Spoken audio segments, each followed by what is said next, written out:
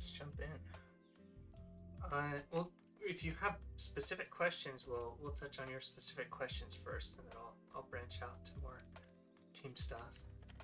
You said Midtown, and then what was the other one you wanted to look at? Well, Busan. Busan. Okay, sweet. Let me pull up those maps.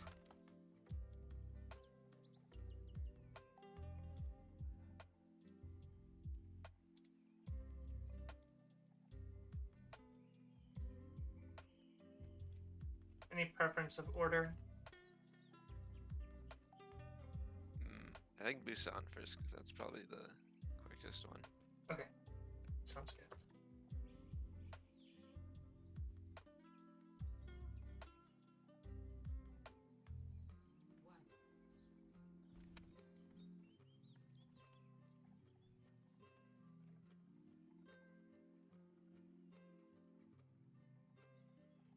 Let me pull up stream.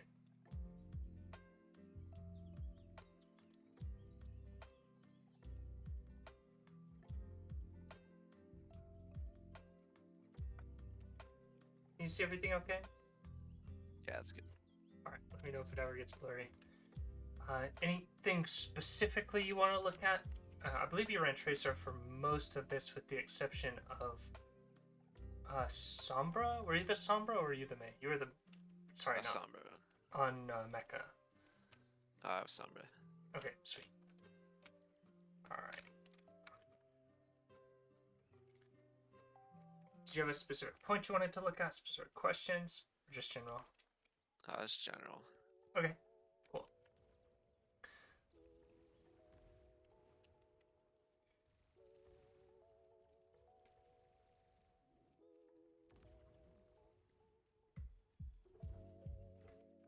This width is good. If they had a tracer, it'd be pretty easy to force you out here. So I'd recommend maybe trying to stick a little tighter to your Lucio Carry core, right, in one of these spaces. Okay. It's the trouble with Kiriko and Tracer is you have to be at really close distances to get the healing quickly, right? Whereas with Brig, she could just throw a pack halfway across the map. So you want this width, but not so much with I wasn't paying Carry. attention to where my team. I thought we were playing near the Mega, so that's why I was like... Oh, I gotcha. Taking a closer off angle. Disengage is really good. Link disengage location is good.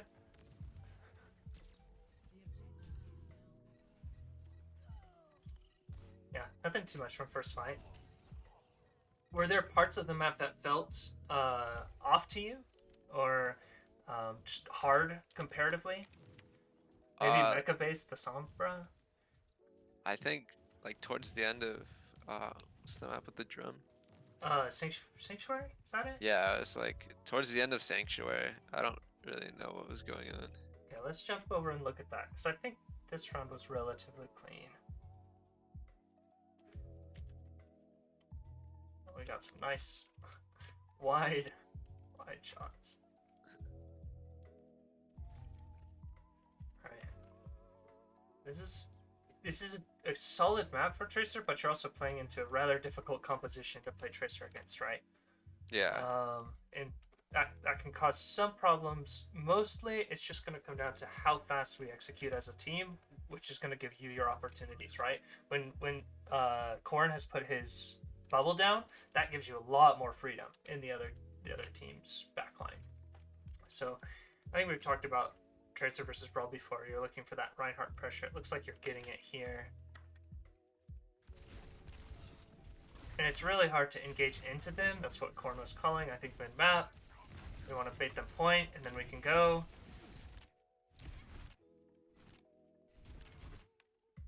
So against the Torb, where's his turret?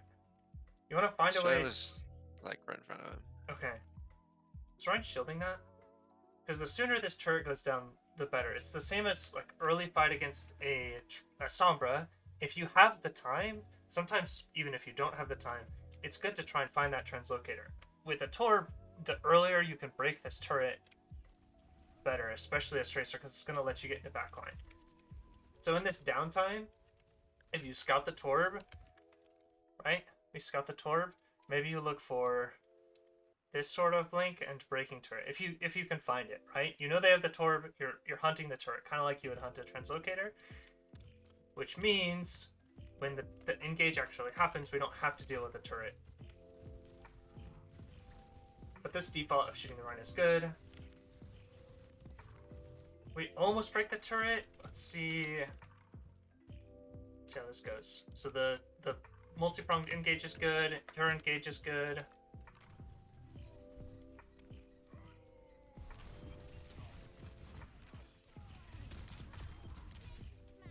Okay. Yeah, not too much for you to do differently there, aside from maybe find that turret earlier and find a way to break it pre-engage.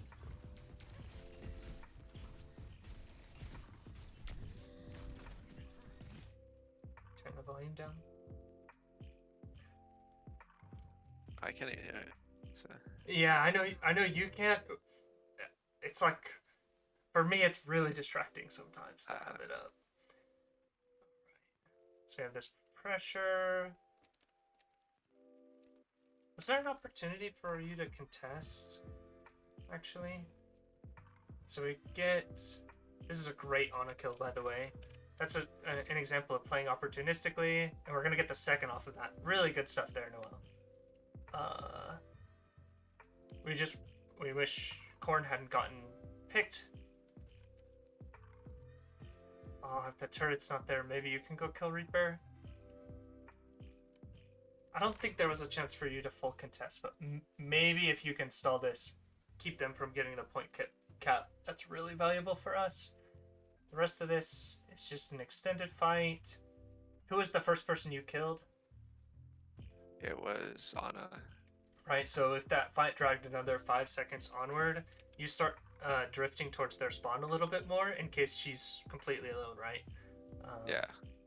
Because if she gets back and Ryan's alive, then we might get drawn into like a 50% fight or 60% fight. Yeah, that's what up in mid-fight. Right here, staging for pulse. Threatening. And I was trying to force out Wraith for Cyber's Blade. Yep, I remember you calling that. That's a good stick. And we get the dash through. Yeah, this is a good engage. So, I want to hit at this a little bit for you specifically, and then also for the team if people rewatch this. What you've done on a personal and micro level is this sort of off angle, find the resistance, right? You were looking for the pulse from this side. You were looking for the Wraith from this side. But the rest of their team did what? Like, hey, we don't want you over here. And they sent 2-3 players onto this angle, right? So instead of trying to force this, where they know you're coming from, or you might get your recall forced really early, what did you do? Right? You met resistance, and you rotated to a different angle.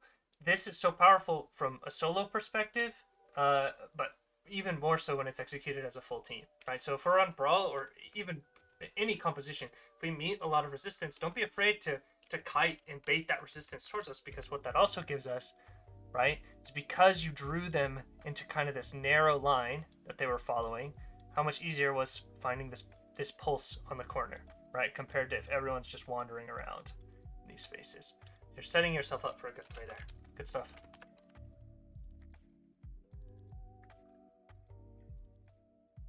Solid so far. I think maybe the two major things would be finding that turret, breaking it. If it's not going to cost you like a recall, right? You don't want your recall force pre-fight. Timing there, lurking there was good. Just not going to look at you.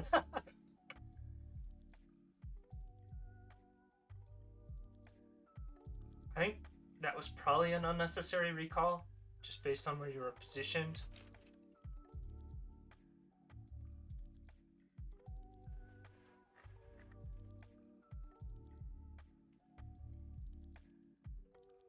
Went back a little too far. So right here, the engage comes through, no one's looking at you. We get the Ana kill. No one's still looking at you. One more kill. So right here, you just kind of drift in, and you've been not looked at for so long, you just expect them to keep ignoring you, right? Yeah. But I think just one blink out in this direction, a slight stabilization, and then they're down. What, they're down their Ana, Reaper's low, right? You get your really good re-engage back in with your recall and one blink up. So pretty heavy micro, but right, the timing for this, I guess, how do you make this read in the moment next time? What I tells think you it's time to like soft disengage, soft kite, stabilize? I think maybe when I start realizing like we're starting to go down in resources. Yeah, good. At about what time does a Lucio and Kiriko composition lose resources in a fight? How many I seconds into it? think like around the 6 or 7 second mark. Sure, yeah. Especially when your Kiriko has to devote a lot of the healing to your monkey, right? As his bubble breaks, as maybe he has to jump out. So your timing window here, right? You've been in for how many seconds at this point? Probably like 5. What's up, Andog? Right, so you're on the cusp of that. Uh, Yeah. if Korn is able to live here, he lives by doing what? He lives by leaving, right? Yeah. If Chris and Hand-Dog live here, they live by doing what? They live by leaving or disengaging, right, onto to different angles. So you are blessed as a tracer with a lot of mobility and the ability to just stay in for an extra second. But at this point, it's not worth it, right? So in your head, when you start these engages, what you should be doing is giving a bit of a countdown for yourself, right? How long can my composition maintain contact with the other composition, right? We got good value. We're on a Lucio Curie versus a Brawl comp. How long can we stay in? If we're finding value, if we're finding picks, we can stay in for 5-6 seconds. That's my timer for the fight. Right? How does that change with maybe an Ana, a Brig? At times like a little bit more. Yeah, maybe you're getting packs, you're getting more resources. You can stick in that fight. Same for your monkey, right? He can stay a little more aggressively. And also, no one really has to kite or give TP to your Curie, right? No one has to disengage to get your Curie out. So that time will fluctuate. Same principle applies, right?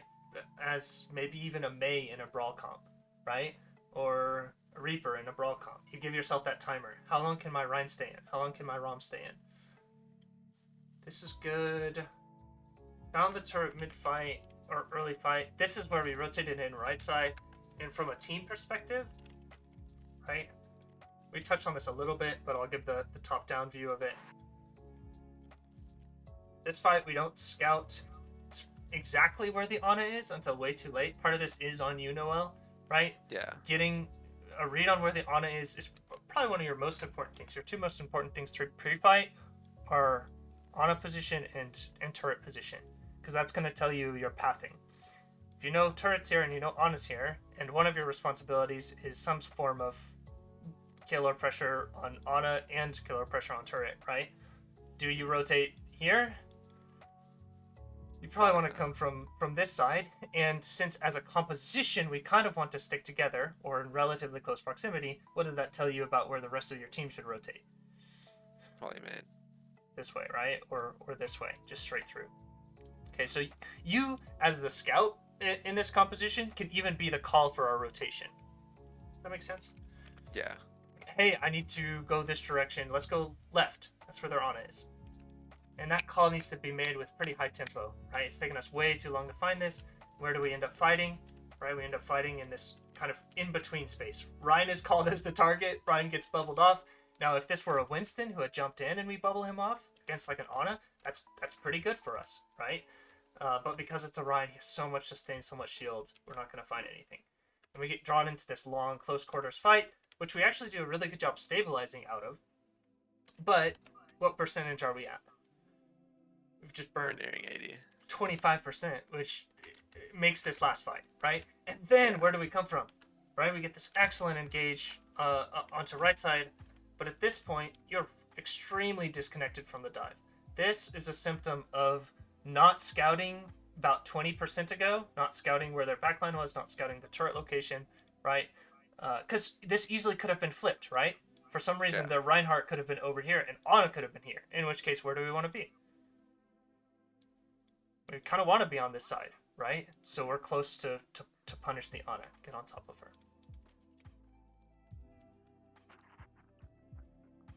And you aren't actually able to engage on this rotation in this engage because I don't think you have the resources to. Right?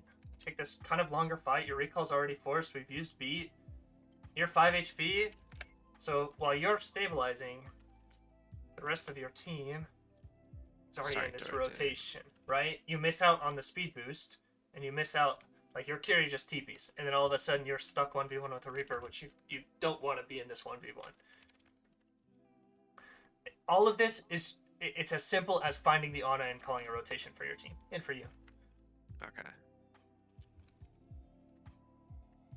Does that make sense? Yeah, that makes sense. Okay, cool.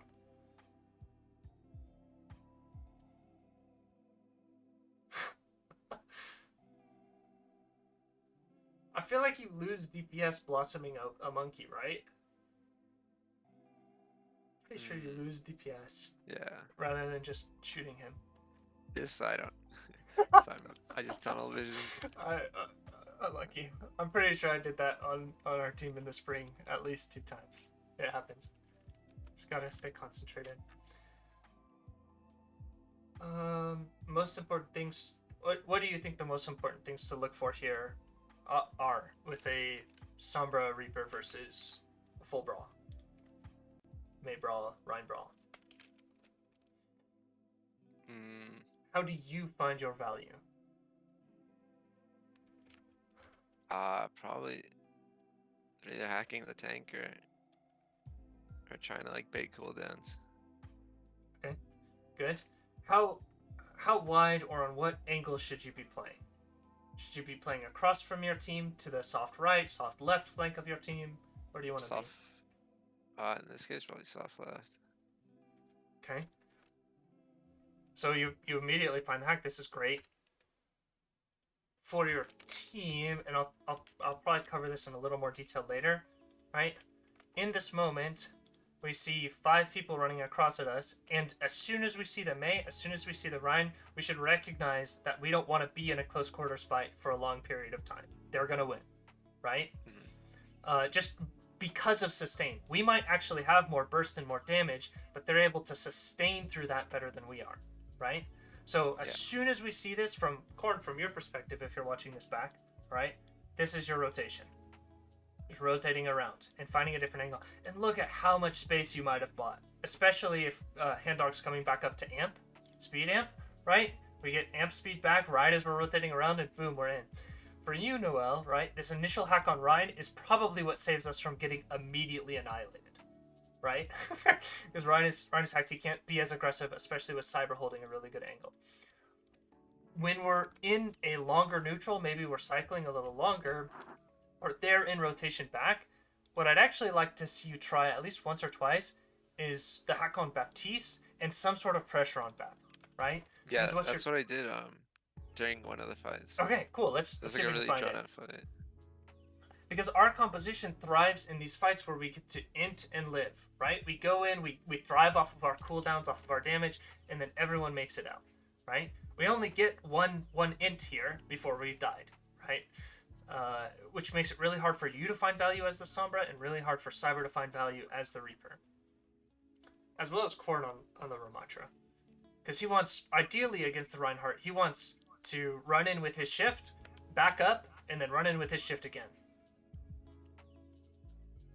It's a decent objective pressure. Ideally, you want to time this with when the barriers go up. Okay. I think you are actually really close to the timing on this. So invis. So barriers just go down, right? If you touch point right now, you're like a duck on the shooting range, right? Everyone just gets to stand on high ground and shoot you. Whereas in like 2 seconds, if we go look at point, barriers are back up, right? And this is a really little thing, a quirk of mecha base. But if you're tucked in here, can they use the high ground to spam you out?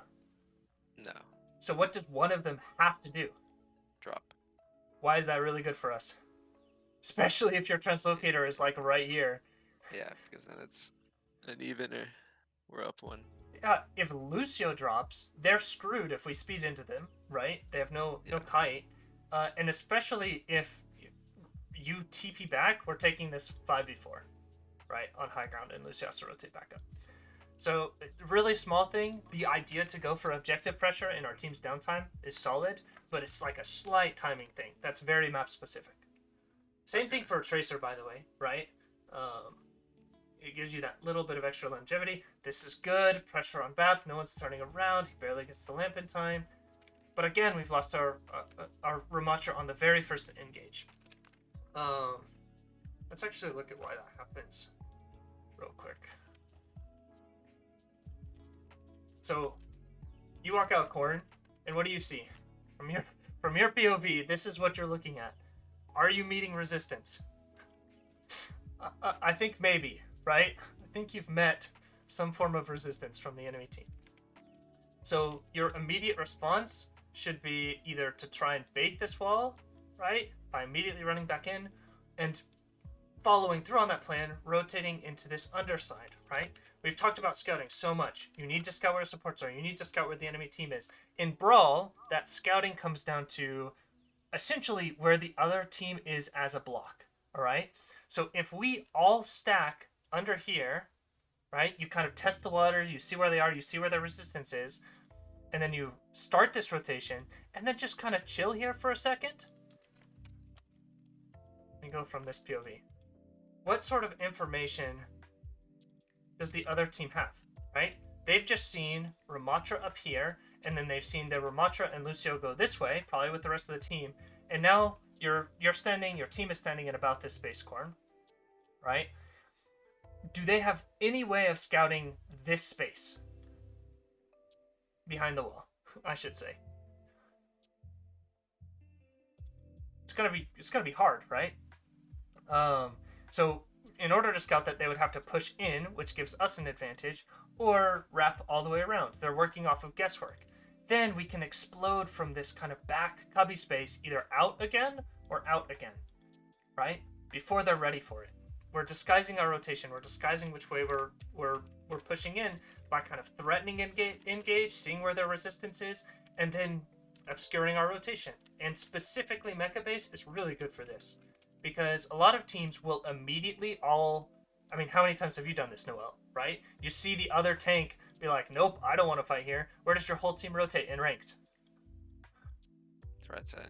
All the way over, just immediately sometimes. Or you do the kind of no man's land thing where you're like, which way should we go? We're all just going to stand here and kind of wait, which gives an opportunity to explode out back from the same direction. Yeah.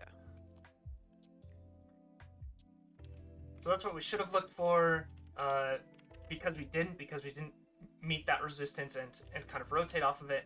We get caught in a situation where Sim ramps onto our Ramatra, right? And they get to fight in close quarters with that Mason, and we lose. So the keys to playing Reaper Sombra are getting as many engages as possible and rotating as much as possible, right? So you engage, you use your shift, you maybe get your Wraith Force, but you've done a lot of damage, and then you live and you rotate. For you as Sombra, right, you're looking for those impact hacks onto the Reinhardt, so he takes a bunch of damage.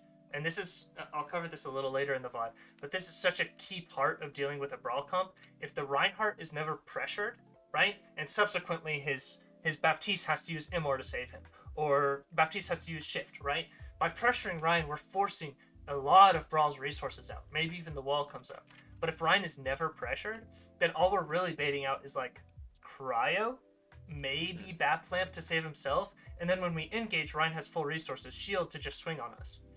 That's one of the things we did wrong yesterday, is we just, we didn't get enough pressure onto Ryan fast enough. You can think about it similarly to how an on a brig, let's actually look at this a little more closely for you, Noel. It's similar to how an on a brig plays against a Lucio Curie, right? Lucio Curie is much more mobile. They can get on top of targets faster, but they don't want to sustain in that fight for too long. Well, similar here. We want to get on top of our targets faster, but we don't want to stay in that fight for too long. We want to stabilize and get out. But we have to get their resources out when we do it. right? Here the call is made, I believe, for you to EMP the Blizzard, but we get shattered, right? And your thought process, my guess is just, can I save my team and turn this fight with an EMP, right? Yeah. And this is a fat EMP. The problem is we're like Shattered. on the verge of losing our Ramatra anyway. This is an EMP for sustain. It's kind of a weird way to look at it, right? But that is kind of what you did. The trouble we run into is we're like, oh, we EMP'd, they're all EMP'd. Well, now we have to go do something.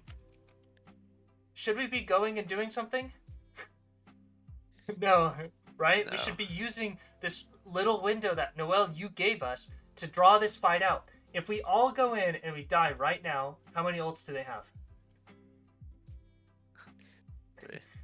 Beat and Blizzard, 2 of their major win condition ults, and then also their cooldown, which is window, right? Yeah. Big ults. What happens if after this EMP comes out, there's this recognition? Maybe you can even call this, Noel, where you're like, just get out. EMP and get out, right? Or if there's a very obvious target that can die, you call that as a target, and then you call your team to leave, right? Pretty much anytime you EMP, you should be calling a target you want killed, by the way. Okay. And I've heard that from you sometimes, but sometimes it goes missing. We lose the fight.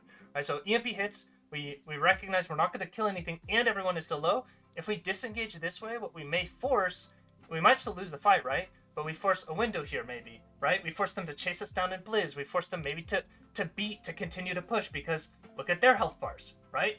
Are their health bars in great shape? Not really. So maybe their Lucio's like, let's clean this fight up, and he beats and engages. By running directly into them, we're saying, hey, we'll let you guys win this fight without using any other ults, if you want to. Right? Whereas in this situation, we're going to get bit in the rear end pretty hard because they don't have to use other ults. Remember, the team that caps first wins usually if the map drags on because they get their ult cycle back faster. If we're able to break that rhythm, that ult cycle rhythm on Koth, it's huge, right? So that EMP was worth it, Noel. Probably want your translocator. Just take your translocator earlier there. That EMP was worth it to try and save, to try and bail out the situation. But the call afterwards was poor, right? Okay. Our decision making afterwards was poor. Now, in preparation for that fight, we probably should have recognized he's just going to sprint around the corner and shatter. And I expect us to in the future, all right? He has shatter. We have no means of blocking it. Should we all be stacked on our Ramatra? Heck no, right? Let's get Christian out of the way. Let's get Hand Dog out of the way, right? Cyber out of the way. So even if Corrin gets solo shattered, we have Coalescence to bail him out. Or we have maybe Beat to bail him out, right? Yeah. And what happens? Next fight, we haven't forced any ultimates out. What else do they use? And Blizzard and what happens? we lose. I think maybe we actually come back in this fight. But we're forced to use everything. Cole, Beat, Blossom. I think maybe even Corrin, you come back in Rommel. No, we should have this. Do you think it also might have been worth to just save EMP and just like Sure, yeah. call it as a lost fight? So you're living on like a brink right there, right? You have a split second to make a high impact decision, right? You either EMP, it saves everyone, and we're able to continue that fight, maybe bait more ultimates out, or we have that EMP going into next fight, and we can EMP the Blizzard. Now, when I first watched this, I thought we probably should have saved EMP. Looking back at it, there was an opportunity to stabilize when you EMP'd, because you EMP'd.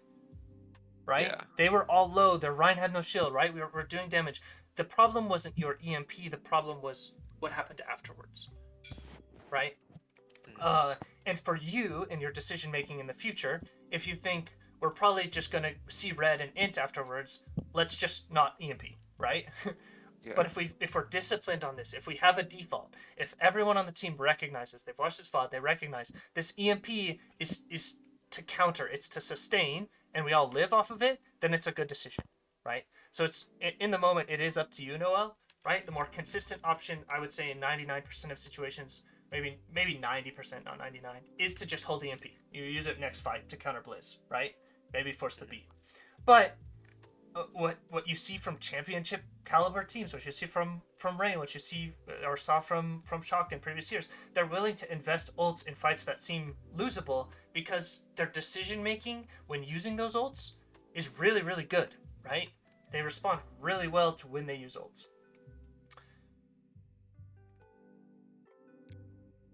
We talked a little bit about this after Scrim, right? Yeah, I didn't need to use it. It Be a better break lamp. it was a fat EMP, and if we're at 99%, like that's round winning, right? But because they caught first and because we didn't break their ult cycle in the previous fight, now they just get to run back in with what? With Beat and Blizzard back up again. And we don't have a real plan of where we're disengaging to. Hopefully you felt how easy Night Market became when we chose our stabilization locations, right? Even for you specifically, Noel, how much easier did the map get when you had a place to just live on Night Market after, or were you in? I don't remember. Yeah, I was. Okay, sorry. But it gets easier, right? You know exactly where you're going. Those are the sorts of things we want to set up on other maps to make things simple. Any questions on that stuff, Noel, for you specifically? No. Okay.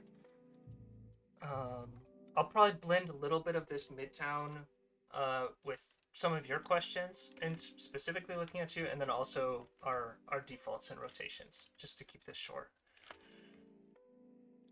Yeah, that'd probably work best. Oh, I missed Stonky joining. What's up, Stonky? My goodness. I have this... The streamer mode always, like, pops up, and I don't realize it for Discord. Okay, how do you guys feel about our default? We talked about this in terms of heroes, alright? But given the heroes we're on, how do you guys feel about our positioning? What default? Yeah. I don't have a default for this map. That's just it. What are you doing right now? How do you feel about your positions right now? Both of you. I feel like it's okay. It's not I terrible. feel like... Oh, okay. Here's my little like question and or factor to tell if you're in a good position as a DPS. All right, your two checks are: can I follow up if my monkey does something, and can I follow up if a nade hits, if I'm on on a comp. All right. If a nade hits, am I able to go kill something? Are you guys able to at least engage if a nade hits? Yeah. All right. I can. Can you go kill something if a nade hits? Maybe. Maybe. How hard is it, Noel, for you to blink through 3 or 4 people and get this kill? You might get... Somewhat hard. Yeah, maybe the Rhine clips you, maybe the Mei hits a shot, right? So you'd prefer to be maybe here, right? You've slipped across bridge, and now you're engaging from an angle that they might not expect. You might not even have to blink, right? Now, this is a little risky for you as a tracer, because if they just int, right, and you speed across, then you're caught with your pants down, right? Yeah. So you're kind of striking the balance of maybe they're on a more pokey composition. They have the Hanzo, right? So they might not just int, right? But if you scout the Symmetra, should you go over here? Probably not, right? Their Symmetra probably just lets them TP and engage on backline. So you need to play more safe. So once again, the question is, am I able to follow up on a nade? Am I able to follow up on what my tank is doing? If the answer to those two things is yes, you are in a decent position.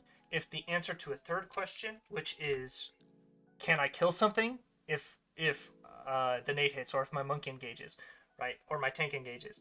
If the answer to that is no, then you're not in the best position you could be in, or we're engaging at the wrong time. So what are your 3 questions? The three things you have to nail down to make sure you're in a good position, a good default. It's like follow up. How fast can I get there? And then can I kill something from it? Yeah. Okay. Why do I say kill something rather than kill someone? What's important in a brawl? The map. Lamp. Maybe shield is important to them. Can Ryan walk across this space without a shield? You're gonna hear this a lot from me tonight, alright? Shoot the Reinhardt in downtime.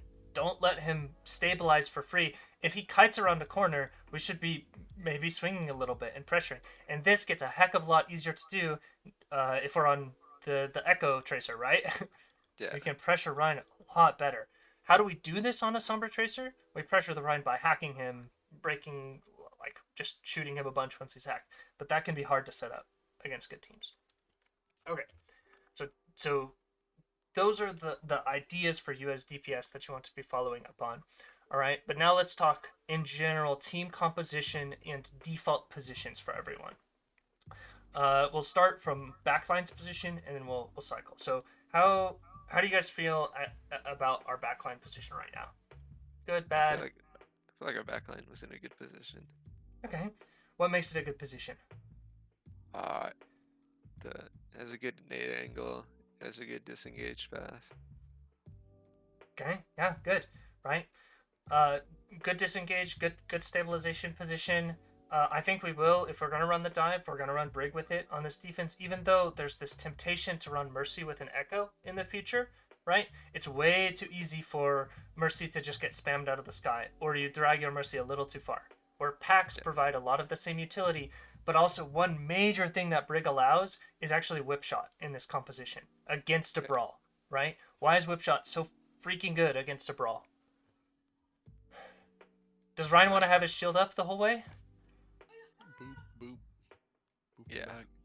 Kind of.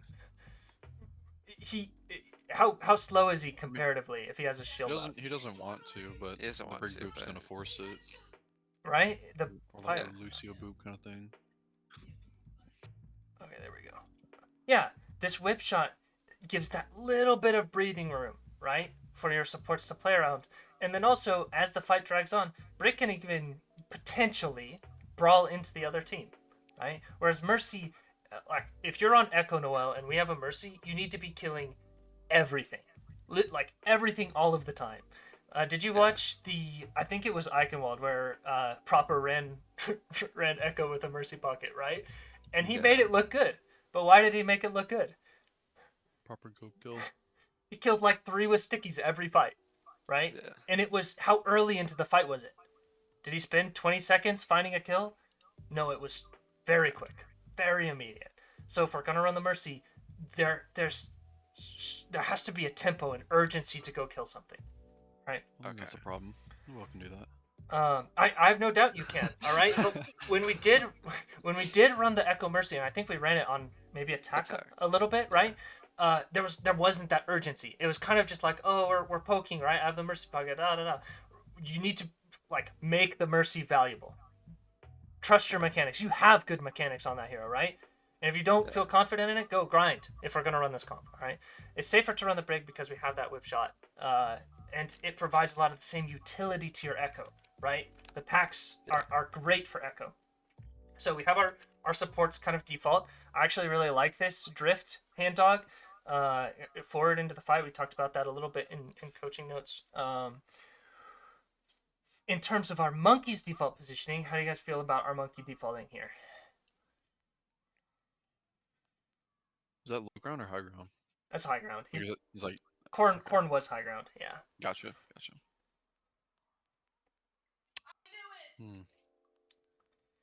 I think it's okay. Arana has sightlines on him if she is playing that back left. He can scout and kind of get a dive off if they push out, not really underneath the train. I think it's decent. It's decent. What's a major problem with it? Where does Ana have to be? To see Yes, him. Peeking out rotates. almost, yeah. Yeah. Okay, so if they're on a dive, right, what they can do is just swing this corner really early, jump into bubble, and then everyone shoots Corn, and we're in trouble, right? Corn is going to have to immediately leave. If they're on a Brawl and they recognize this, and Chris has swung, right, they could just int onto Chris, and we'd have a really hard time challenging it.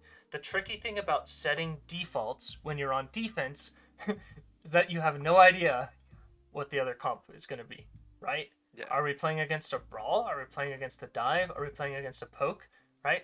If they're on a poke, it's a lot easier to read and adjust our positions. If they're on a Brawl or a dive, what happens if we misjudge our early positions? They just run us over. Right? So, we want, as we're designing this default, we want to keep compositional flexibility in mind, right? For our monkey, and for me, that means our monkey's playing in this sort of space, right? If they attempt to speed underneath him, what can he do? He doesn't even have to jump, right? He He can just Yeah, drop just and drops. bubble. If he's playing here, Ana can heal from cover. Really, really good, right? If he's playing from here, he could even have his Brig kind of stacked with him, right? Mm. If Brig is alone over here and our monkey's over here, there's a good chance that this dive comes through and our Brig gets annihilated, right? So our Brig can take more aggressive positioning because of this. If they're on a Brawl, we scout the Brawl, right? Then our Brig can kite a little bit. And our monkey can just play to drop. What are our win conditions against a Brawl? Nade. Single biggest one. Yep, nade.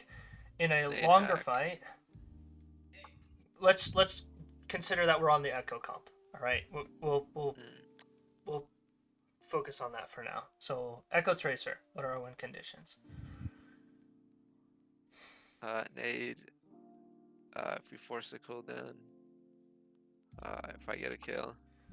And what's the one I've said 3 or 4 times? Oh, pressuring Ryan. Pressuring Ryan. Is there an engage if Ryan has no shield? No, Is there an engage if Ryan's half HP? probably not. No. This is probably going to be a slightly longer VOD because we're going to go over a lot of stuff regarding this, but the common theme I want you guys looking for is the Reinhardt's health at any point in time. If he has full health and no one's shooting at him, he's going to get way too deep, all right? So jumping between those things. All right, so we have our new monkey default, okay? Our new Brig default is actually going to be here, and our Ana default is going to be kind of in this space. You could probably start here and then drop and rotate, Chris, but you don't want to get caught by like a Hanzo sightline or Widow sightline here. All right, this is our default monkey. Could you do your on the Right. back left as well? Inside. In that little, yeah. So here's the problem with that. Let's go to a 3D view of this map. Does Ana have sightline from here to anywhere important? No. Gotcha. If Monkey engages here, Corn is just screwed, right? Yeah. He's gonna explode. So we want our Ana here so that, yes, she can rotate to that position if we have to kite towards point, right? She can maybe peek and heal up here, right? Or just kite shouldn't and start engage towards there. back here. But we shouldn't start there because Okay. Corn wants to drop and fight for this space. We want to fight early because, right? As a dive, we want to fight early into a brawl because if we don't, okay, we didn't get an engage off, and where are they already? They're on that right side, right? Yeah. What Hand-Dog was desperately asking for was an engage right here, right? Where Corn, you're already anchoring maybe this corner or Taxi or something like that, or up here, right? There you go. Not taking Yeah. too much damage. If they continue to rotate without us engaging,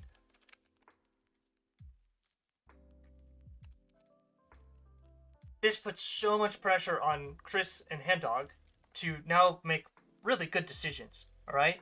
And also the rest of our team, right? They have full resources to just start forcing point. If they force point and we have to brawl point, it sucks, all right? So we want at least 1, if not 2 engages before they've ever made it near enough to pressure point, right? And what that allows us to do is burn Ryan's shield, force cryo, maybe get Ryan to half HP. So they have to stabilize for longer in here. Why is it so important that they have to stabilize for a long time in this area? How long is nade cooldown? One of our biggest win conditions. Longer than other things. It's long, right? So if we look for an opportunistic nade in these rotations, right? We're not going to have it again if they have good resources, if they still have cryo, if they still have shield, and they're able to just run out, right? This is where Shock was just trolling really hard against Brawl, all right, when they played against London. They weren't engaging enough. Who was Junpin, right? Shock's tank. Junpin was playing so scared. They weren't farming nano. They weren't farming any of the ults that were going to give them leverage. Who has better ults? Which team? We do. Okay, we have mobility to get out of 90% of their ults, right? Ryan is almost forced to solo shatter in this composition, right? Whereas our ults allow us to sustain into Brawl, Nano onto our Monkey, EMP, Pulse, right? One-shot kills, Rally for sustain, right? Primal for sustain. These are such valuable ults into a Brawl. And we're not farming any of them because we're not engaging. So what I'm looking for from you, Corn, is much earlier engages where you know you have a guaranteed disengage. our default in the future on this map to deal with a brawl is going to look something like this, right? You start here in our normal default. Brig's kind of here with you. Anna's playing a little deeper or forward and kiting. Okay, this is up to you, Chris. But what I want to see from you, Corn, is potentially an engage in this space if you recognize they're trying to get through, all right? You and your DPS, you drop in behind him, you look for some sort of spam, and then what you're going to do is you're going to jump to taxi, all right? We jump to taxi, and what do we threaten? We threaten a jump or engage as they're making this rotation. For our DPS, for Stonky, you'd probably be on Tracer in this situation, Noelle on Echo, right? Stonky, maybe you've slipped through and now you're in this window, all right? This is, actually, this should be your default, right? You drop and you poke them as they're rotating, being really careful because of May headshots, right? And then you rotate up and you're here. So now we have our Tracer and our Monkey set, all right? When they walk out of here, this is the freest clip you're ever going to get, Stonky, right? For Corn, right, maybe you just walk up and you bubble, right? Or if we've hit the nade, this is probably your second opportunity to look for the nade. If we force them to stabilize back here, let's say we hit a good nade in this spot, we force them to stabilize in this back corridor, all of a sudden, because they've stabilized, we have nade again for this fight, right? That's another power of constant engages. So our Tracer rotates up, our Monkey plays from corner, and we get another fight as they're entering room. If neither nade has hit and we haven't drawn enough resources, we have to play this longer, right? We have to just back up. Maybe our supports could make it here, but I don't think that gives good enough LOS to point.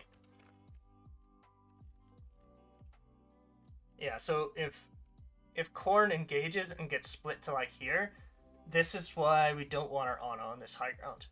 Because in order to heal Corn, you'd have to be really exposed. So the best spot for most of this point for you, Chris, is just going to be right here and right here. Once they've made it to this room, it's just about looking for a nade, looking for more pressure. And then again, pressing right. We haven't talked at all about you as Echo, or not much, Noelle. All right. So given what we talked about with Tracer and Monkey, where are you playing as Echo for these first 2 to 3 fights? Or skirmishes? I feel like Monkey, Bray, Ana, Tracer. Tracer could maybe play up here. Just start there, kind of default there. Yeah. Okay. Or you just default here, right? Yeah. There's no reason to be split. And that also allows you this rotation. Okay. I feel like maybe like I start a little bit above them on train, and like as they're starting to rotate, I maybe like start taking like a little off angle towards like either cab or one of those 2 cabs right here. Yeah, and then maybe as they start coming out, I start playing around like that sign right there, or Like around this thing. yeah, Or bus stop, like right in here. yeah. Okay, yeah, good. You don't want to be stuck with your Tracer and window. Don't want to get both poked out. Taxis are good positions because of where your Brig and your Ana are, right? Really easy for them to top you up. Yeah, solid transitions. One thing I do want to note, you don't want to, if you scout the Brawl, one of us should be going to spawn and kind of listening, because that's what we would do in a match, all right? If we scout the Brawl, you don't want to sticky in this position. You want to sticky as they're rotating under, right? Yeah. Because that's our best chance with Monkey and our Tracer engaging. Okay. Obviously still have Beam for that too. So that's our default against Brawl. How does that all go in the garbage can if they just int or TP point? What do we do instead? We die and they take first point, and then we move on to second. Hello? Okay, so think What? about where our default is. How do we respond? Okay. Let's take first them just sprinting the point. How accessible is their backline? Really Very- accessible. So what is our call? Let's go kill something, Yeah, right? The nade should be definitely. coming in. We drop. Okay. Does that change much if they int towards our supports? Not really, right? Let's just drop, bubble, nade, right? Yeah, either way, they're Force the fight here. The most dangerous thing we can do is let them go through these rotations without any pressure, any sort of dive. And your goal is to get that sort of engage corn without without jump, because you want your jump to exit the brawl. That's our Midtown default defensive rotations. We Same principles what we apply. Same principles apply versus dive too. All right, we want those sort of trade backline engages.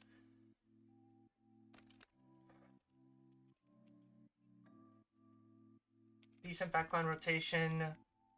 Look at. Okay, get this. Hold on. Why can I not tap to it? There we go. How much health and HP? A lot. It's pretty much full. His health has not been touched, and his shield is at 3/4, 2/3. Right? He's just gonna be able to force point, and Korn gets murdered for it. Right? We're refreshing shield too late. Yeah. Korn. This is what I talked about in post scrim, where instead of jumping up out of your on a sight line, you kind of want to jump back towards her into these spaces. Not on top of her a lot of the time, but back towards her.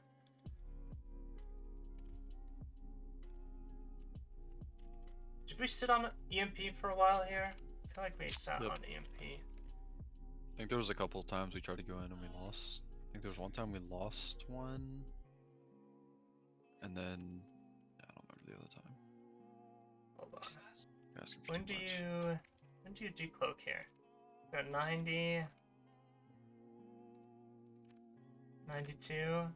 This is like the in between realm for you as Sombra, where you want to just decloak, farm the last bit of EMP and EMP. Alright? Mhm. Because if you get forced out here, well, we see what happens when you get forced out here, right? Yeah. What are they allowed to do? You get forced out, we're trying to restage for EMP, and we don't actually get to rotate or do anything, right? As a default, I almost like our supports against a brawl. We never want to go through here, right? Unless we have the space control already. So what I'd like to see our supports do is actually take this longer rotation, and then as we take the space, we come up through here. Does that make sense? So kind of police car, building here, and then eventually stairs as we take the space. And Chris, you're looking for nades, hand dog. This is where Brig starts to feel kind of useless when we don't have all the space, when you aren't able to brawl, but it's kind of just your job. Yeah, we don't want our supports coming through here. And then Stonky, like 2 or 3 extra percentage would have given us EMP this fight, and we probably could have won it. If you're able to farm that little bit extra earlier on. Game of percentages.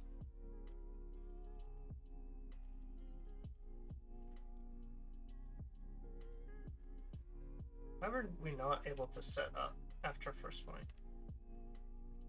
Okay. Let's talk anchor positions real quick.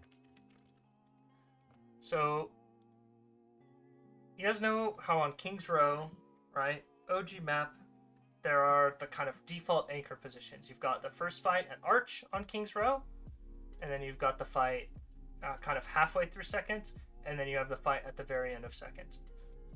How well do you think Midtown shapes up to those 3 anchor positions? Are they the same? Are they slightly different? Where are the anchor positions? I think it'd be almost the same. I think you can close hold that first arch. It's a little tough, but I think you can back up to that. I guess that's a police car, and make it almost like a double close hold, as long as they don't. I feel like not many people take advantage of that left side, or it's not the best to take advantage of. Okay. What happens on King's Row if you go in and you die after that second tick? Do you get to fight at Arch? Nope. No.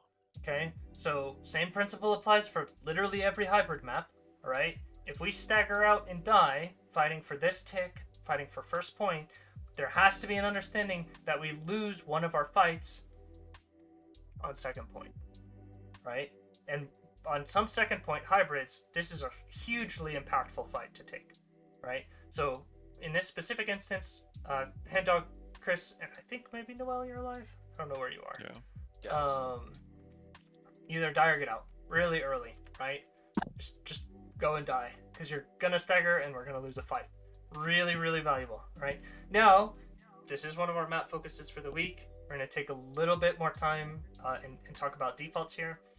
If we're taking this first fight, this anchored first fight, our default positioning, I'm just gonna give it, is on a Brig, right? Playing to their optimal ranges. Brig, not a very optimal range at this point. Defense is kind of where you could potentially run the Mercy over Brig, but I still feel Brig is better in long run.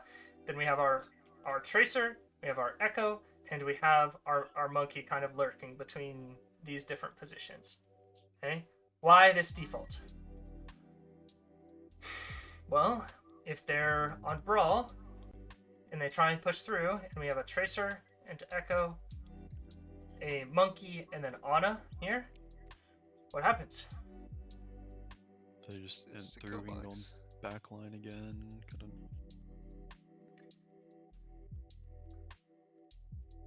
Just a huge kill box. Yeah. Yeah, Brig is good on defense here. It just sometimes you'll feel useless. Don't be afraid of that feeling, Hen Dog. Just play smart. Yeah. So we have this big kill box. We talked multiple times in VOD last week about playing opportunistically, right? Setting ourselves up for good opportunities. If the nade doesn't hit and we don't get a good engage here, can we all live? Yeah. We've taken an opportunity. We've lived through an opportunity. That is playing opportunistic Overwatch, right? The best teams in the world do this. It's why Shieldfielder is so good, right? They live through to create multiple opportunities. Yeah, okay, so this is our default for the first hold. If we can reset this up when cart is under bridge, we should reset this up. Okay. Looking at second fight, and this is the one we transition into. When you lose first fight, where does the offense get to position? High ground. High ground. Okay, this gets a lot harder for dive. We've already talked about our support rotation here. I'm going to keep moving pretty quickly through these so we can get through all the defaults, all right? Our supports should rotate out through here. They should go around. I think there's cover here. I don't know why we can see it, can't see it. I'll double check that in a second. But we continue to drift, all right? And then again, this for Brawl, all right? We're going up these stairs. Now, this same default applies for dive, all right? But we have one other option against dive, which is forcing our way through this left room. Why can we do that against dive and not against Brawl? I don't think you would die as easily as Right. you would. If there's a Maywall and a Reinhardt right here, what are the odds your support line gets through? It's just non-existent, all right? You're gonna get massacred. Unless you, like, nano rally, and then they're gonna blizzard, and then you're gonna die. And you've wasted 2 ults. So, we Cancel can't blizzard.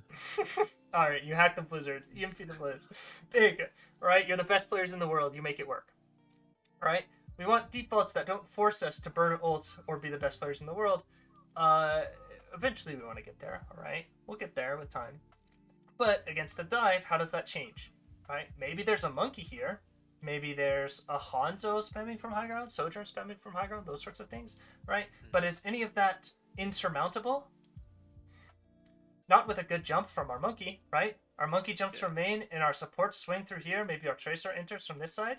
All right, that's the default. Let's look for. All right, we're playing against a dive team. Corn, you're gonna rotate from main. Supports, you're gonna enter from this side because it's short from spawn.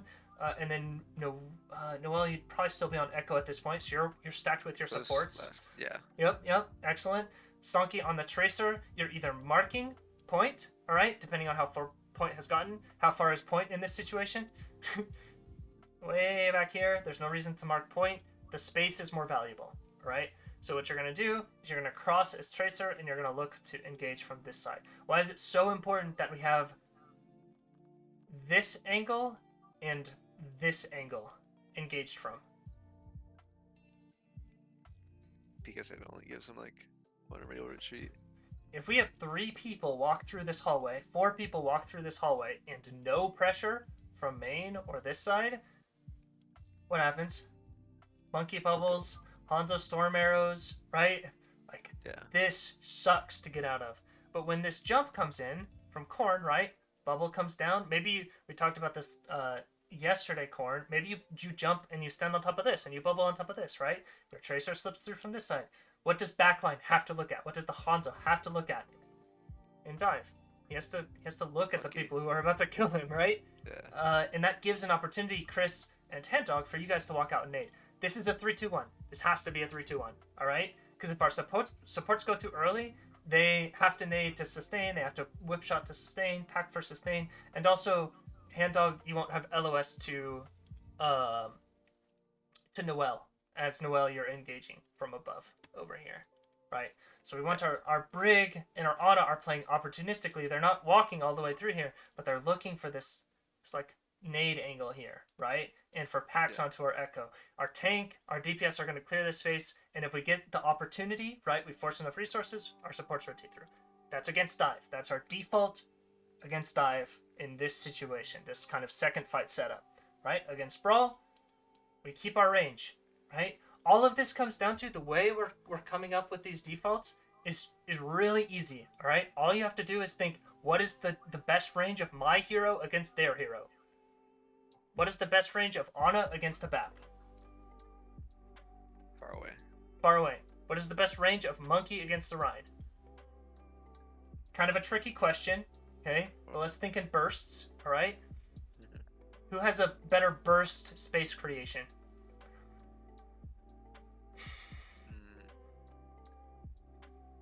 Probably Monkey. Okay, it's kind of tight. Ryan favors that sort of close quarters that Monkey also wants to be in, right? He's probably better in that close quarters, but Monkey can get out very easily, right? So we want to stay in our Monkey versus Ryan matchup. We want engage and disengage, engage and disengage. You want to set yourself up for that, Corn. All right, let's take our DPS matchups. Tracer, Hanzo. Who wants to be where? Hanzo like mid range. Okay. Tracer near close. Okay. How are we setting up our Tracer to be at close range? Taking an off angle. Okay. Yep. All of these defaults are purely based upon optimal ranges. Look at what you're playing, look at what your direct counterpart is playing, and think, where do I want to be? Right? Now, this breaks a little bit down with Brig, alright? You look at Brig versus Lucio. Brig kind of wants to be in that closer range against the Lucio hand-on, right? But when we zoom out a little bit and you look at our composition as a whole, we want these kind of longer ranges and burst engages. And that's why until we get into this brawly mid-fight where they're down resources, you can't be too far forward on recontests. So generally on recontest hand-dog, you're sticking relatively close to where your Ana is. And then as soon as we have good positioning, that's where you can get a little adventurous forward because your Ana is safe, right? What I'm going to ask you guys to do now, Handdog, if you're still in chat, and Noel Stonky while you're here, all right, you're going to come up with our next default for re-engage and third point fight. Does that sound doable? Yeah. Okay. They've won the second fight on this point, all right? Or the first fight on this point, considering we never got a first close hold, right? What does our default look like? Explain it to me. And we'll pretend Stonky you're on Tracer, Noel you're on Echo, right? What would we be running?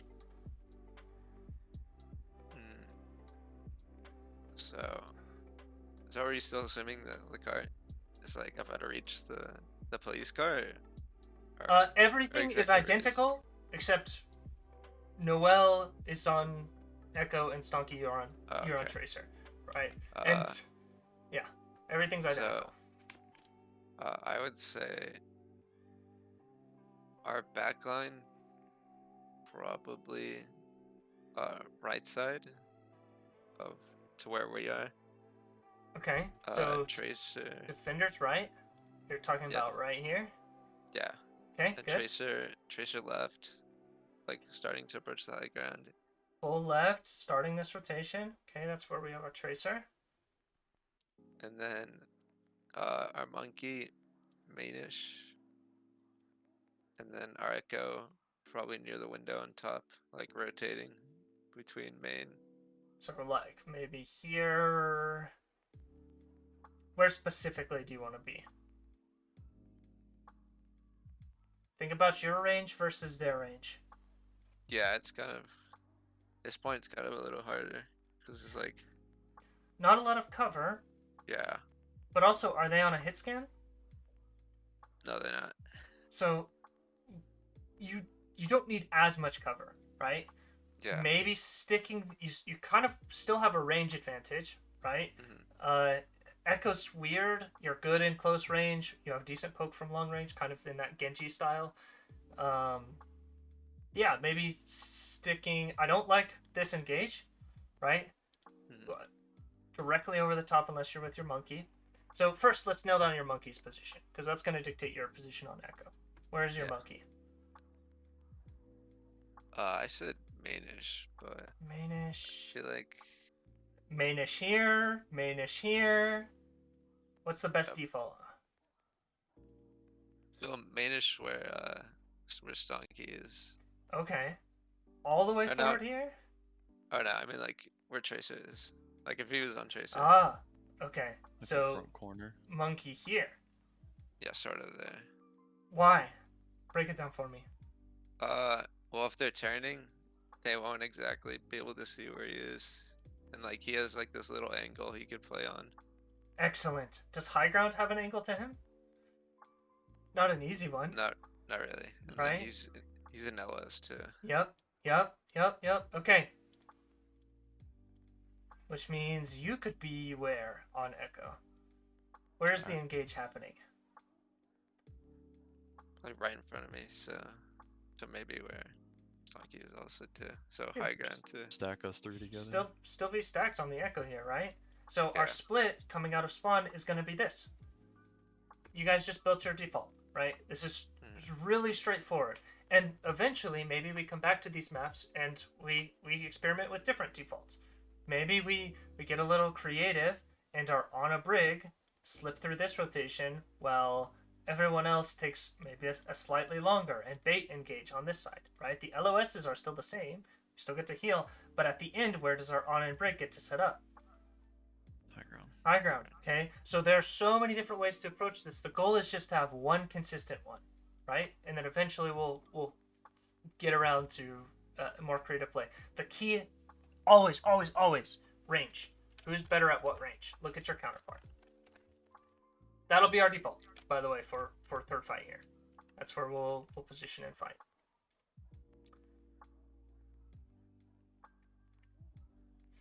What happens to our supports because of where we walked out?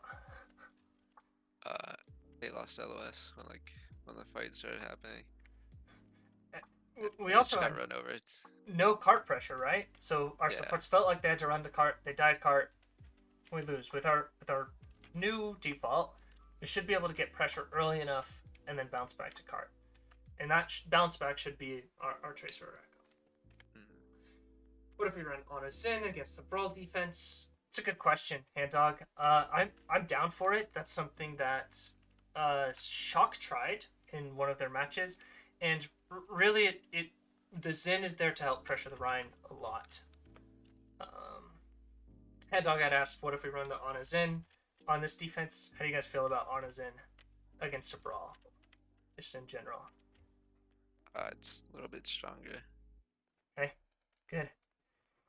What makes it potentially a liability? If you don't rotate early enough. Yeah, Possibly. Zen is You gonna don't have the speed with cross over. Brig, but you don't have a whip shot or a shield or anything like that. He has his kick, but compared in reliability to whip shot, right? If It'd be a Ryan lot is close closer for enough to kick. if Ryan is close enough to get kicked, you're close enough to get clobbered, Yeah. right? And he's probably got a couple people with him, so unless you kick all 3 or 4 of them. So, who was it? Shock actually tried that against London. They ran Onizin and then eventually Babson. Wild comps. Onizin is a little more standard for dealing with a Brawl, alright? Because you can pressure that Rhine with your second support in a really big way. Discord, just shooting shield, those sorts of things, Sin is phenomenal at, alright? The trick is you have to engage a lot. We've talked about this for first point specifically. Second point, we talked about defaults for it, right? But in order to run the Zen, we can't just AFK and wait for our Zen to break stuff, because what they're going to do is either spam us out or just int onto our Zen and backline, and our Zen's going to explode. And on a brig can at least sustain through that. So when you're picking up the composition, when you're starting to learn how to deal with the Brawl, I would prefer running the brig, but as Corn gets more comfortable, Noel as you get more comfortable, Stonky as you get more comfortable with these ebb and flow engages where we engage, we live, we engage, we live, we engage, we live. Int and live, right? When we can do that consistently, Zen gets freaking overpowered, right? You look back at the Shock VOD, they ran the Ana Zen because they were instinctively knew it was better, but did they ever engage? What was their tank? Their tank was an Orisa, right? How are you supposed to force anything? They just speed around you, right? So in order for Zen to be good, we need to run, or we need to be aggressive enough to make it work. Not just stand around and wait for our Zen to get value. Okay, let's speed run through this a little bit just so we can knock out the rest of Midtown at least tonight. Defaults for first fight. Give them to me again. We've just given up second. Where do we want to fight? I think our supports probably on the high ground of where this is Cart pretty accurate to where Cart's going to be and where the other team is going to be by the time we've respawned. Yeah. So supports... Sorry, I missed it. Where did you say supports? Is it on this part or like right after they kept? It's tricky. If we lose point we and ever... die cart... Yeah, I have another question. Go Do for we it. ever like choose to fight in that like open area? From third point defending, do we fight forward like we did? Is that your question? No, it's more like we're Right Beppis. inside. Okay. Like do right we when ever Cart gets inside. do we Yeah, or ever do fight we- in here? Yeah, Yeah. or do we fall back to like Okay, the it's a corner great where question. everyone? Like the arches, I guess. It's a great question. So, if we're feeling very confident and we didn't have a chance, let's say all 5 of us respawn, they team wipe us, right? And we aren't going to be able to touch, we can get our Ana and Brig up here, right? Ready to kite, ready to fall back down, and maybe we can anchor our Monkey, our Echo, maybe playing from high ground, and Tracer playing from over here on this left side, right? We get our kill box, we get set up, and our supports have a good disengage. If we try and set that up now, we're screwed, right? Yeah. Even if Cart is under here, that's not going to work because they just get to like play under and force Cart, and we're in a terrible situation, right? So that strat, Noel, is fine, all right? Our defaults are exactly what I just explained, but it's very specific to if we have respawns and if they're finishing the cap, right? If they don't have time to come kill us before we set up. In 90% of other situations, we're not fighting in here, right? So Okay. no fly zone. Definitely hand dog. It's a great idea, great question. Okay, and then like going back to this, like our Monkey probably holds the little left corner. I probably play on the high ground. Our supports probably to like the right corner or like the middle of where that little piece of cover is. Middle of the little piece of cover? Where specifically are you talking about? So like this whole, it's like a narrow hallway, but it's like the end of the hallway. So like here or here? Like a little Or- farther. Further? You're talking about straight Oh, back. right here. Yeah. Okay, excellent. Yes. Okay. Why here instead of here? I think they speed onto us. It's a little closer. Yeah, We're that's actually murdered. All right. Yeah. It's a very simple tweak, right? Where did we rotate, and how much longer would it have taken to just rotate here instead? Yeah. A very Same amount of time. simple adjustment, but it means our supports get to live for so long. And let's see the consequences of that on this fight. We do have EMP, so we should be able to win this anyway. All right. Monkey positioning, I don't actually hate because our Ana can play way back here if our monkey insta jumps and controls high ground here. I was gonna say that. I was gonna say even if she plays from the right side of that back pillar, maybe she can even see him high Yep, ground yep, Yeah. yep, yep, from yep, there. yep. Yeah. We So could start high ground and then make that a kill box and then fall back if Yep. it doesn't work. our goal on our respawn, this is our B line. As soon as we respawn, all right, our supports are gonna rotate here. Corn, you're gonna rotate along and walk forward, jump high ground with heals if you can. If you feel that's too risky, if you meet resistance, all right, then you can either anchor this corner or like soft jump into this space and your Ana heals you from here, all right. But we need to set up early. Why? Why are we setting up early? Far forward. Why did we do it on first point? So we can take Hit- another fight. Alright. Hit them before the card's all the way to that last corner. Yeah. If cart Lose is one fight, here, it's over. by the time we fight, not only if we lose one fight is it over, but how close are they now to our supports? Very close. And we haven't burned many, if any, resources, right? So default out of spawn, Onberg rotate, good. Monkey anchors one of these corners, or if possible, jumps to one of the two high grounds, all right? And where does that place our Tracer Echo? Probably could be both right side, like Echo high ground, me low ground, or both of us high ground, or What's problematic about our Must be. Echo positioning here? Yeah, it's Echo starts like falling off a little bit on this ending point. not really in pack range either from there. Yeah. So what Yeah. I'd actually kind of like to see is if we develop our spacing well, our break comes to here, right? And that frees up your positioning a lot, Noel, Mhm. right? So if your brig is here, it gives you access to pack range, right? And it gives you access to these engages down main. So yeah, I like this rotation. Maybe you come out right side of spawn, and then your brig can rotate forward, and you guys sync up for this. For you, Noel, specifically on this default, you got to be really aware of where hand dog is, because Yeah. if you go here and you get spammed out early and have to drop, you might just die, especially against Would a you- cast. Would you want Brig on that left side and not the right, or either, or is So left better than like? Obviously the right corner, but could you play that tiny high ground right? hold on, let's see. And drop back. So if hand dog can get, sorry, hand dog I know can it's a little more line inside, I guess, if you're playing on that little ledge, but No, you're right, Stonky. This is a great read.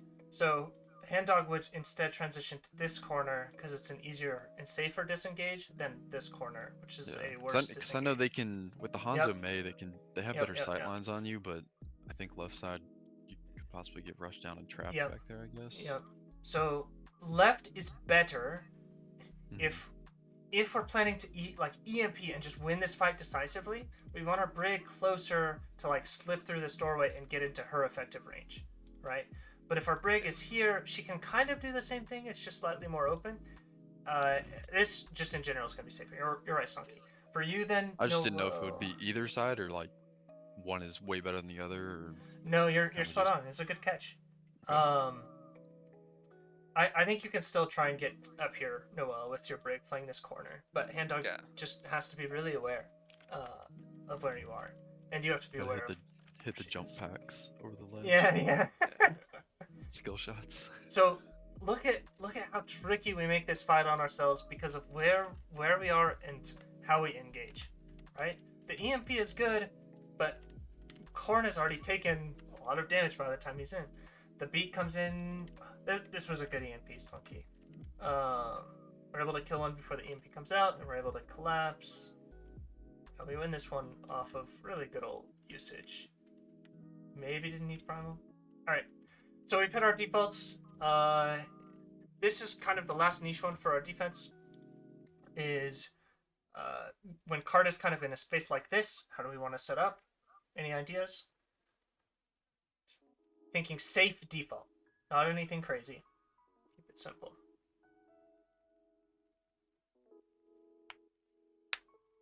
Could keep our support same area. All the way If we're doing back, like a potentially, yeah. if we're doing like a safe default, I guess. We don't want to keeping our fight in supports this right space, there. right? Yeah. Our supports stay really far back. Where does our monkey get to stage for free? Where does our echo get to stage for free? Where does our tracer get to stage for free? Like, this kill box is crazy.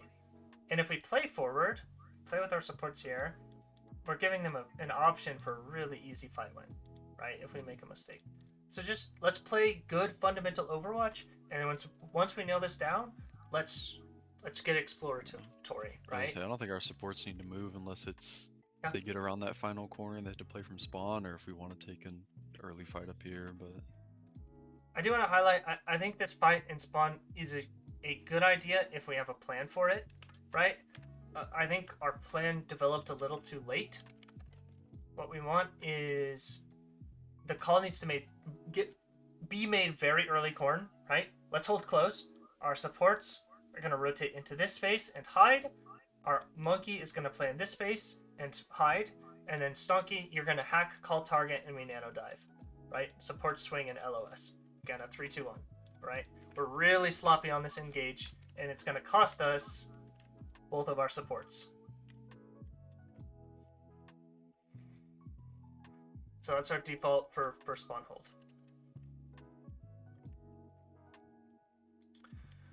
And then this is just going to be a lot of fighting back here. We've already spent a lot of time, more time than I was hoping, on this midtown defense. Let's jump to attack and just go over first point default engage. Yeah, I fucking lost this attack because I didn't really know what else to do. On this point, I almost prefer like a Hanzo or Sojourn over Echo, because the skybox is so kind of bad over train, right? If you go over train, you're limited to being so low to the ground. You can force them to back off from this area, but the second their BAP and cast are playing in good positions, you just can't do anything as an Echo. Whereas even like a Sojourn or Hanzo playing from this position, how threatening are you to backline, right? This is really, really annoying to deal with. And also shield pressure, right? Hanzo or Soj, even like Soldier, shield pressure here could be really good. So I don't think Echo is bad, and we can have a default for it. Default rotation for it. But would you rather try a Sojourn or Hanzo here, Noel? we could always swap us if it's us two in. I don't really want to do that, because second point we'll probably want this Echo Tracer. Okay, gotcha. Yeah, I could try Surge. Let's talk over what your default looks like on Echo, and then what it would look like on Soj, and then we'll make a decision then.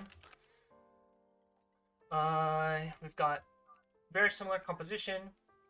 They're gonna run it out on Brawl because they realized they could win on Brawl.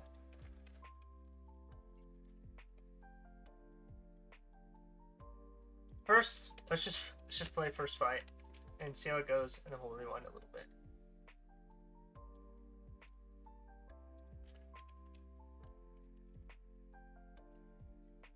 And then once again, I'm gonna have you guys decide our default.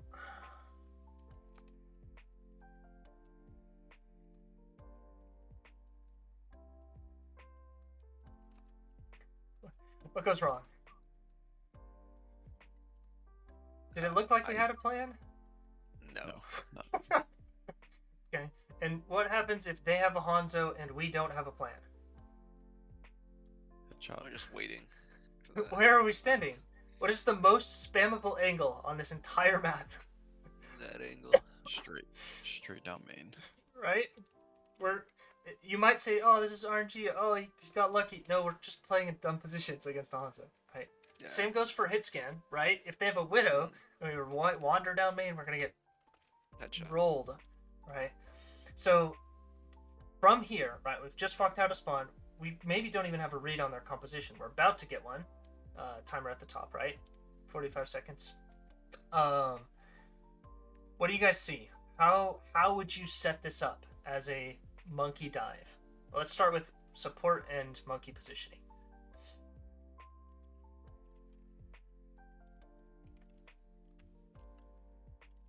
I feel like our supports have to just like try to get into the left side. Under here. Yeah. Okay. How do we get him there? Hear me out. Maybe our monkey just to take Got a a little bit crazy of an one. angle. I love it when Stunky says, "Hear me out."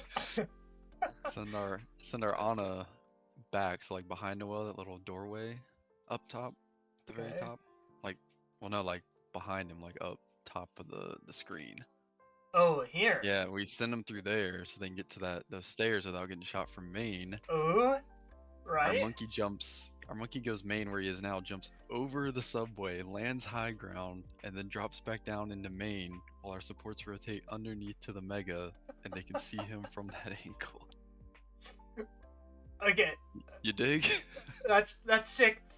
I'm gonna play next fight. Well, Noel, you walk me through your ideas. Maybe our monkey probably has to take a little bit of aggro for our supports to rotate. We still haven't gotten a fight. Just saying, he takes aggro if he jumps over and drops main, you know? Okay, just watch Slunky. All right. I think it has to be me and monkey. Oh, where's Corn going? He's jumping over the top. Let's Over the top. go. Listen, Arno's too far, though. Arno's rotating as he's What doing that, happens to our monkey? Okay, yes, I think this is a solid plan, a solid idea. There was a disconnect in our Anna's rotation. All right, it was kind of lucky Chris was able to just rotate without anyone realizing, Yeah. which I think caught Corn off guard as much as it caught the other team off guard. He was like, "I'm gonna drop back main and get healing from my Anna." Because I don't think he lives up there long enough to. Chris Like, is if our amazing. Ana did rotate that far, I don't think our monkey lives up there long enough to jump to our Ana back there and then He's not gonna be able to kinda rush jump. us down. He would have to drop. So I don't hate this, but we have to scout it. All right, Corn can't blind a jump into a Reaper, Reinhardt, Lucio Bap. Like this is gonna That's get on him me. eviscerated. If he blind jumps this, we're screwed. All right, He got but bubble. I just wow. Ana rotates All right, right on cue and he drops like Okay. it'll work. If we've scouted it and Corn feels confident he can make this jump, okay, then maybe we do have our Ana defaulted here, right? Our Ana's in rotation healing. That's good, right? We could go for this play, but there has to be a follow-up, right? Noel, you're coming over the top as the Echo. This could be, honestly, this could be our default for forcing our taking this high ground. Alternatively, we've rotated our Ons. I like this Stonky, this part, where we rotate our Ana immediately left. So she's not on major sight lines. She doesn't have to cross this. Love that. All right, let's keep that. So Ana rotates through here and then has a decision. Main or upstairs. If we go upstairs, that's the signal for Corn to jump here. And then he's going to potentially kite into train. And if we go under, what I'd like to see Corn do is actually this. I mean, I would say if that was happening, like if we choose to put her on like near train, Corn could possibly like jump over, hit them, and then start coming back into train. And then as that's happening, I could probably fly over and catch the people who are chasing him. Answer. Sure. I must say, because they're probably gonna Sure, yeah. So go after him. let's do this. As our default, because we don't want a blind jump here, right? Yeah. We have our Honor rotate. Let's plan to start on the Echo, because the transition's gonna be easier. And if we get a free fight win, then we don't have to swap at all, right? We have Corn, Noel, Stack, and your first fly, Noel, is Scout. It's a scout. Yep. Yeah. Second fly is if we get a good read, we think, oh, there's a juicy Ana, Bap, Brig, or very simply, can my monkey jump here and live, right? Yeah. For 2 or 3 seconds. That's the main thing you're looking for, right? Then we make our decision. Your first fly is a scout. If it doesn't look like Corn is going to live up here, then I don't think we should have this jump over, right? We should do... Here's what I wanted to see. I wanted to test in Scrim. Was Corn and Stonky, you guys just jump and blink directly across past Fire Truck. Then Corn's going to anchor in this position. What does this force them to do? Look at him. Turn, move back, shift positioning. Okay, if we don't even rotate our Ana, if our Ana's here, Ana can heal this sideline, right? Noelle, this gives you a chance to potentially fly over, and also it gives Corn, if he's able to get here without having to bubble, and he gets jump again, right? He gets to go. On top of all of that, Stonky, you can be pressuring point, so we make them do something. Our Ana is too far to sprint at. Do you want to try with the Mercy first, Noelle? Or would you... I feel like we could. I mean, it's attack. I think if we just get stomped quickly first fight, we could always make that switch right away. Yeah. Okay. So, first fight we take is going to be Mercy Echo, right? And if they're on like an aggro dive or they have like a hit scan that's going to zone both you and Hand Dog, let's make the change to Brig and potentially even you over to a Hanzo or Soj. Because this just sucks to... This point sucks to engage as an Echo against a hit scan. Yeah, because it's like one real. Especially when you could be on Hanzo or Soj, just hard pressuring from a really strong safe angle. So yeah, it's just gonna, I think, make it easier on us. This is probably one of the most complex points to figure out a default for, because you have to think about compositions as well. So first fly is a scout. First jump from Corn is either up top or it's going to be directly across with Stonky. You blinking to here, and then you're going to blink into room, and then you're going to pressure point. Is that clear? Mm-hmm. Now, what happens if Hanzo's here? He dies. We should just shoot him, right? Like, so if somebody's here contesting, then we pressure them. What happens if Tracer's up here and drops behind and starts pushing you, Stonky? One clip. Keep going to point. Take the duel. If you're kind of stabilizing here and then blinking across, you should be able to get a scout, right, on where their DPS is. And if you're here, how easy is the pack or potentially even healing from your Ana? She might be able to get you. Mercy, again, makes this a little harder for you as the Tracer. You're going to have to play a little more KG, Stonky.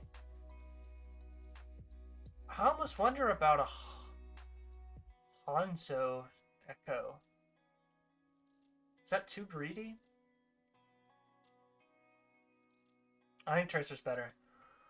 Because we need somebody with we need Stonky with Corn on the dive, or it's not going to be threatening enough.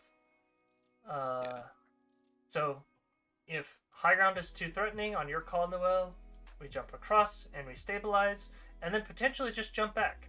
All right, it's fine to just jump back out because we're getting nano charge and we're getting information from Noelle and pressure from Noelle, pressure from Stonky. Stonky, your goal is to lock down this, all right? It's a lot of area to lock down, all right? Got it. But mostly, I mean, scout and make sure Chris isn't going to get eviscerated if he comes over here. Mm-hmm. If they're on a dive and Tracer lurks in here and Chris tries to rotate and they just int, right? Tracer swings, Chris dies, especially if you have a Mercy. So you're almost the scout and the peel for our Ana, like the bodyguard, as Chris tries to take this space. Realistically, we're just trying to farm now. Okay, I want to make... I guess I could just go into that building too instead of going bust. Sure, yeah. Just, I guess depends on where they're playing and who as well. The danger of just blind blinking into this space is you could get caught in like a monkey Tracer drop on you or something. Okay. So it's fine to go for that. You just gotta be really aware that you're a scout, right? You're not given this space for free. You're just kind of clearing it. Okay. Feels like we have some ideas on how to do this. A couple of different defaults. If one isn't working, we make adjustments. We try a different one. And then at about the 2-minute mark, if we still haven't pushed through, we should have what? Should have ults to try and force this. Don't be afraid to switch things up. Okay. Let's keep it Yeah, let's finish up Midtown there for now, and then after tomorrow, if I feel like we're up for it, if you guys feel like you're up for it, we'll talk about the rest of our attack. But I feel like this is enough to work on for our next scrim. Is that valid? You guys agree? Yeah. I don't want to overload. That works. Okay. I appreciate you guys being here. I know we've been going for a while now. I'm probably gonna branch and talk a little bit about Brawl versus Poke, Brawl versus Brawl, but yeah. Did you have any other specific questions, Noel, we didn't cover, or Stunky? Those were covered pretty much everything that I wanted to know. Okay, cool. Let me know if anything else pops up then. And Alright. you guys are definitely welcome to stay. I don't want to force you out, but I know Did you do Coliseum? that's what I'm moving to. We're moving to. Oh, okay, gotcha. You just did Midtown, right? Yeah, this I is missed- gonna okay. be a rather long VOD. We've looked at Busan so far for some really Oh, yeah, specific okay. stuff. Not any defaults, but mostly just some micro stuff. And then Yeah. I think we've done a little in Busan, so Midtown, we covered a lot. We covered defensive defaults. We covered offense 0.1 defaults. Now we're gonna transition into general Brawl stuff.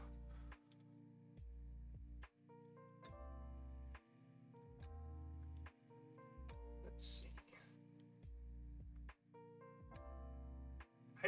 How do you guys think you played Poke against Brawl? and how do we think we did? How did you play Poke against Brawl last night? And how should you play Poke against Brawl?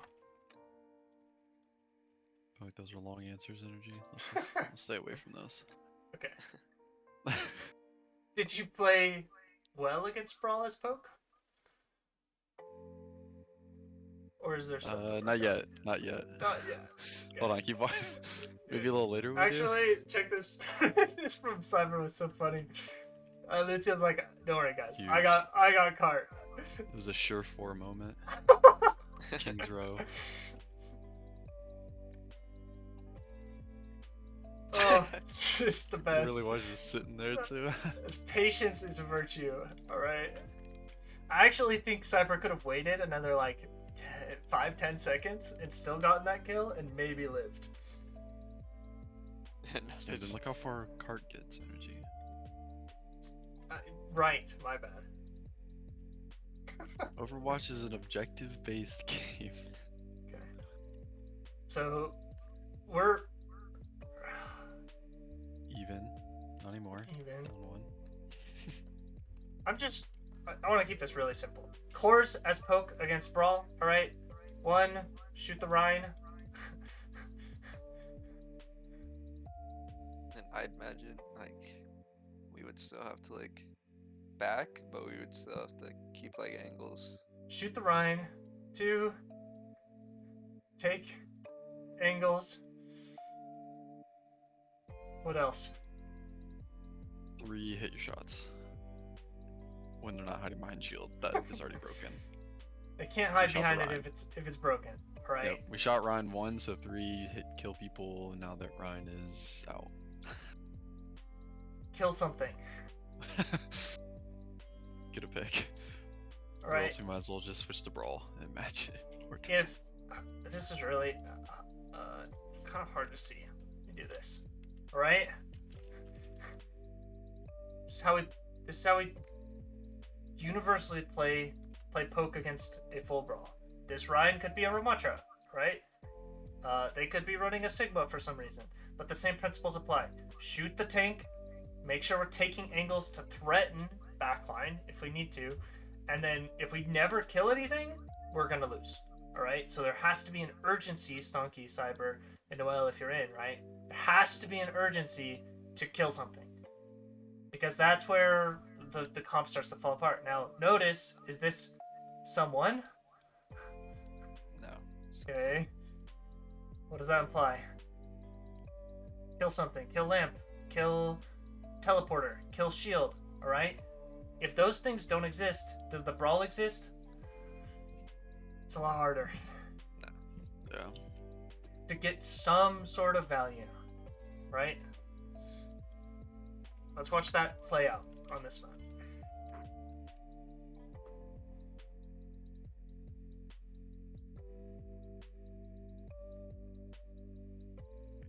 Let's actually watch from the Ryan's POV.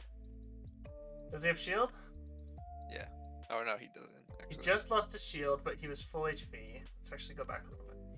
So right here, just chilling, just chilling.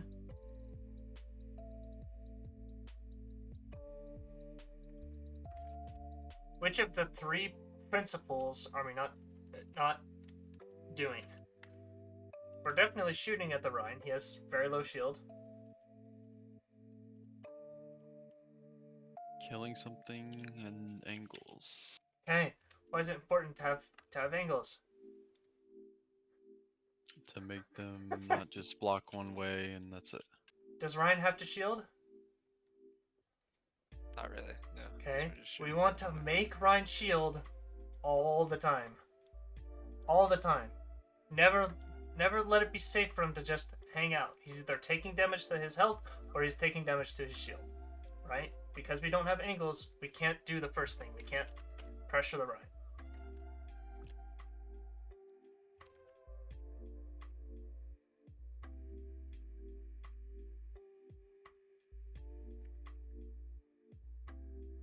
So Ryan has full resources. We get 2 picks. But again, look at the health, look at the shield. Right? He just has too much. Is first fight more important or is second fight more important against the Brawl? Circuit Royale specifically. Probably second fight. What about second fight makes it more important in your mind? I think this is like where we have the most open space. Okay. If we lose first fight, where did we have to re-engage from?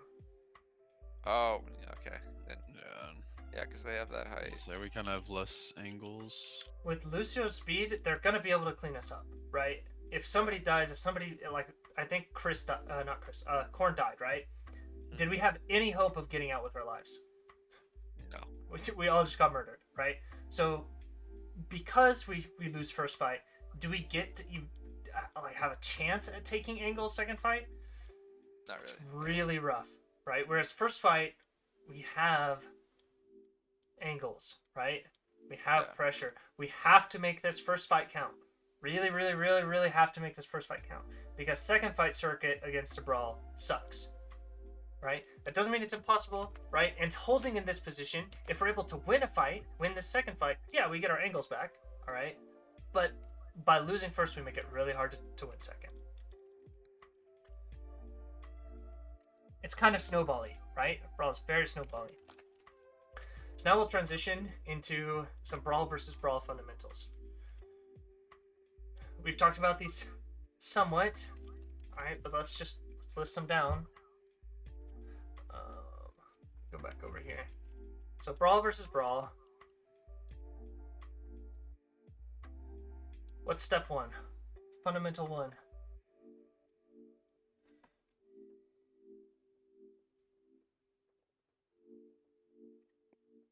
Which ones do you think are important? What's important to do in Brawl to win fights? Force a cooldown. Good. Force, not just any cooldown, right? We want to force big cooldowns. Yeah, important cooldowns. Okay. Getting better at this, but not very good at all. Okay, force big cooldowns. What do we do once we force big cooldowns?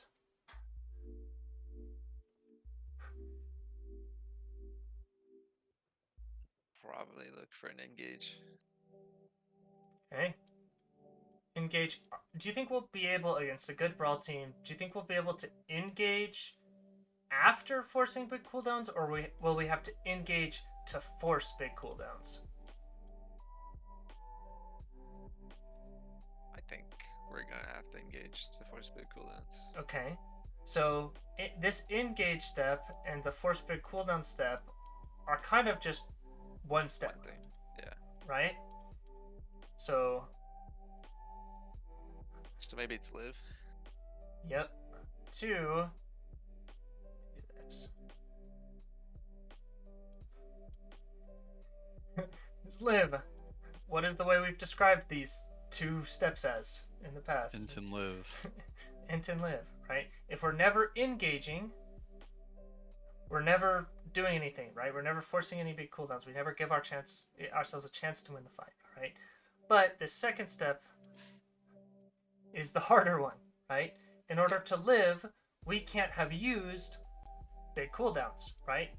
In order to live, we want to use our lamp second. We want to use our cryo second. We want to use wraith second, right? TP second, a sombra, right?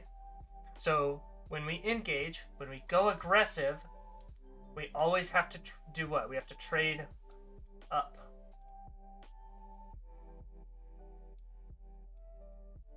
If we never trade up, then how hard is our live step? Very hard. Okay. Do we ever reach it to step 3 if we don't trade up? Nope. Okay. So when you're playing Brawl versus Brawl, recognize your fight, kind of like what I said specifically to you earlier, Noel. Your fight is on a timer, right? Yeah. When the meter fills up all the way, you guys just die, right? Eventually, one team is just gonna die, right? So in order to be the team that lives, you have to be the team that's traded up in resources. That means if we want to go for an early Mei wall, what do we have to make sure of?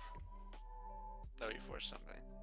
Okay, what is a good trade for Mei wall? Lamp. Lamp. What if they use lamp and their own Mei wall? Then we trade it up. Right? If we Mei wall first, how often is the second Mei wall better? Their Mei wall. Or is it usually just kind of a panic Mei wall? What was that? If we have an idea of where we want to wall, let's say we sprint around a corner and you wall Noel, right? You have an idea of where you want to put it. You put it exactly where you want to. How much easier is that for you to do than if you get run at and they throw up a wall behind you and you just have to wall in response? Who gets the better value? Who usually gets the better value from their wall? The person who does it first. Yeah, you know exactly where you want to put it. You know what value you're trying to force.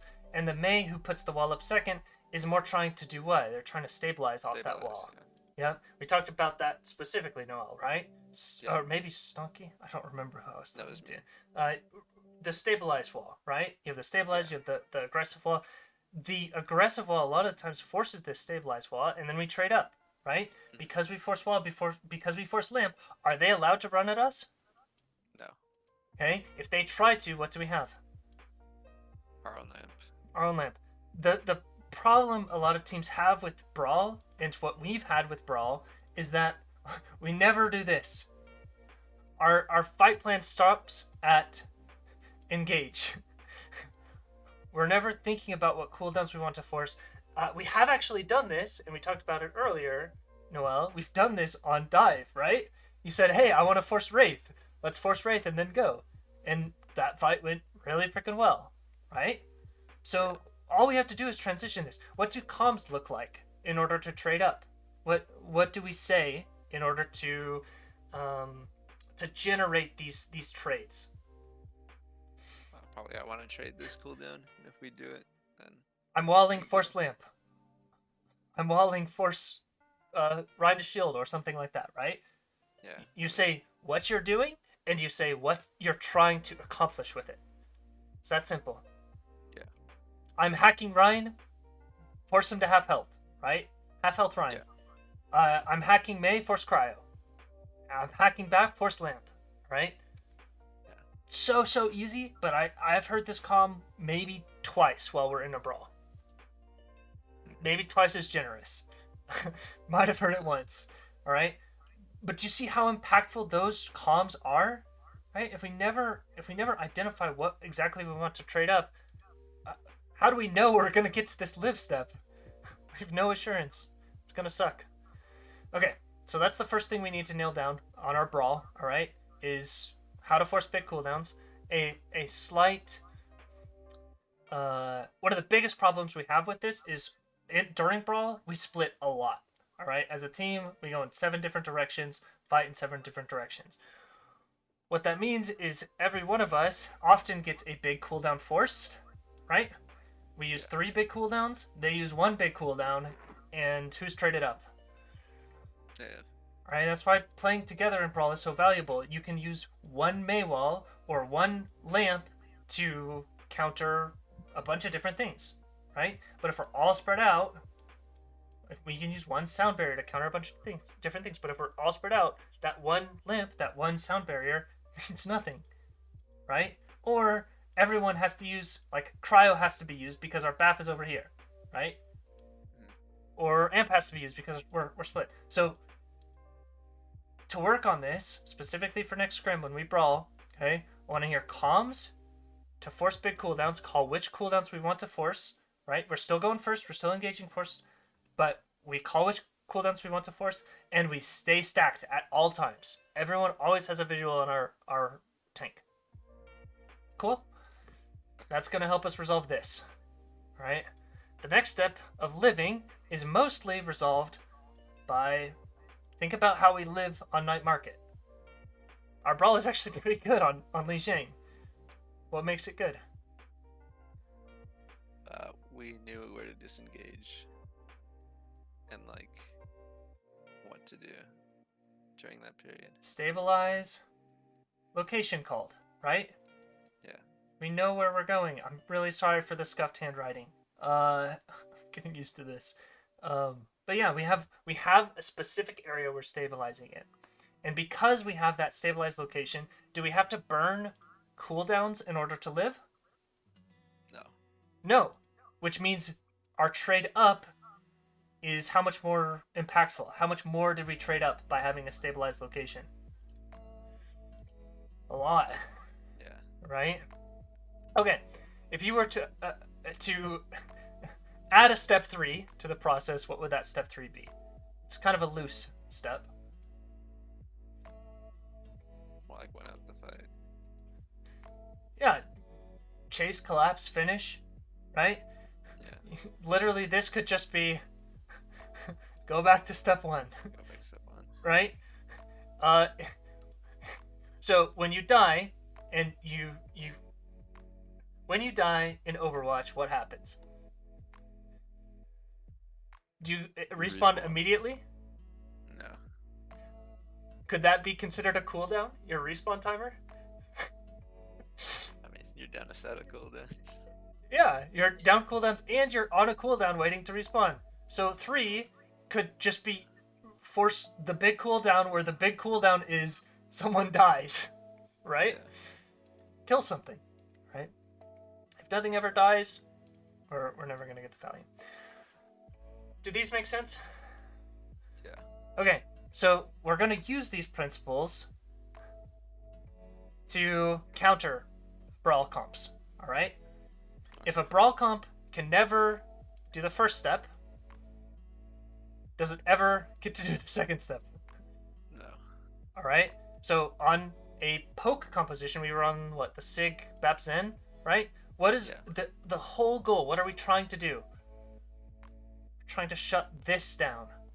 How do we shut that down? How do we prevent them from trading up? Make them force before. Yeah, we make them we overuse the shield. We drain their health. Health is a resource. Health can be traded. You can trade up in health. Yeah. You force cryo. You force Sim TP early, right? If we force Sim to TP early on a rotation, would they have it to go kill our Zen later on? No. No, right? So we it's all about that resource trades, and that's why I think Brawl is just generally a bad composition, because every other composition, if played well, can trade up. Far better than Brawl can.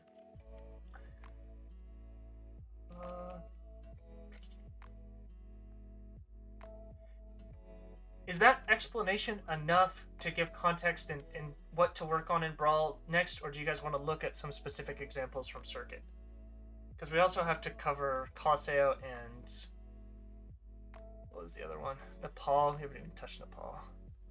Dang. We're almost at 2 hours. Let's just call it here for Brawl. We'll try and run more Dive and Poke tomorrow than Brawl. Look at Brawl specifically later.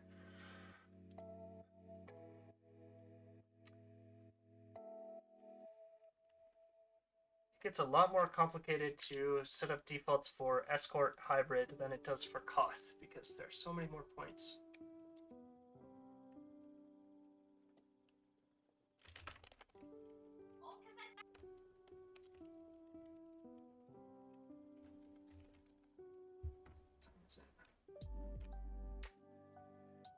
Alright, I'm gonna head out, but keep watching the VOD. Sounds good. Thank you for your time, Noel. Good questions. Yeah. Alright, fine. Get you later.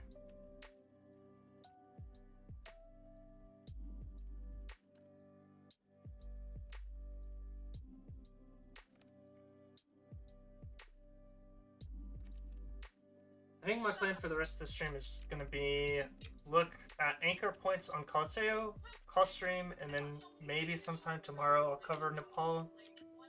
But I'd also like us to play Nepal once, maybe, before I cover it. So we have VOD.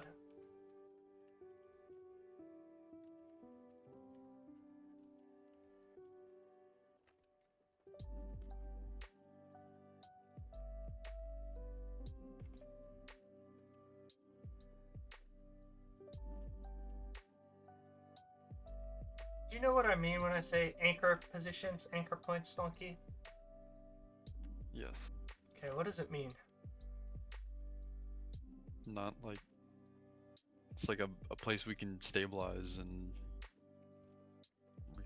get resources back and kind of stage for our next, I guess, engage. Yeah, good. Another word for it is a stabilized location, right? A place where you can live and they would have to use ults or cooldowns to punish you, right? Yeah. You're in a very defensive position. Yeah. I guess I think of anchor as more than stabilizing. I don't know. Sure. I hear stabilize and I think of like where our queen is now. You could like maybe stabilize there, but it might not be an anchor position because it's not the best Sure. cover from like where Noel's standing or something like that. Maybe an anchor position is more safe. Stabilize could maybe be a little more risky, but Sure, yeah. So at least something to be behind and play cover and something like that, I guess. a stabilized location could legitimately be a monkey bubble, right? Yeah. A Ryan shield, those sorts of things. You're right. An anchor position is more a very strong defensive piece of cover on the map.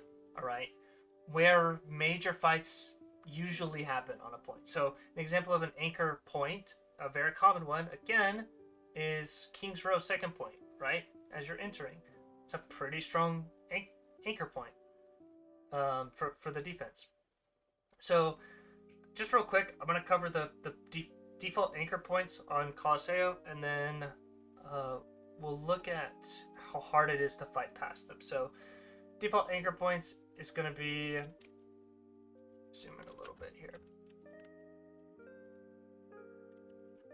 I'm going to cover one side of the map, and obviously it's just a reflection on the other side. So anchor points are going to be this position, so long as you have good control of cart, right, and good control of this off angle. Let me actually go back in the VOD.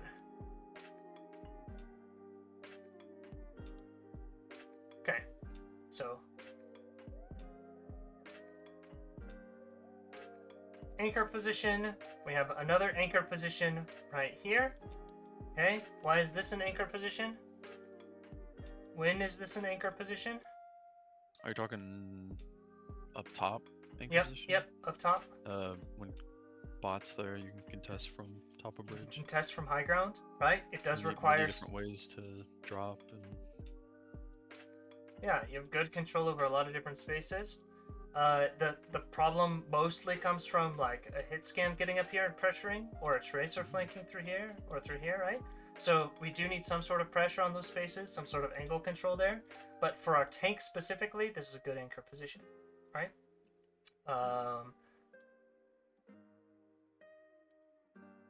We have another anchor position inside right here, and also on this corner, depending on where cart is. And then a final one right here for this section of the map. Okay. Potentially one here. A lot of these are dependent on angle control. Everywhere in between these points, these sort of lanes, are zones of transition. Spaces we don't want to be in for very long, right? So every time we move from an anchor position into a transitional space, let's start a timer, right? 3 seconds and we're to another anchor position. 3 seconds and we're to another anchor position. Now let me provide some examples. So hopefully it grounds it, it makes sense.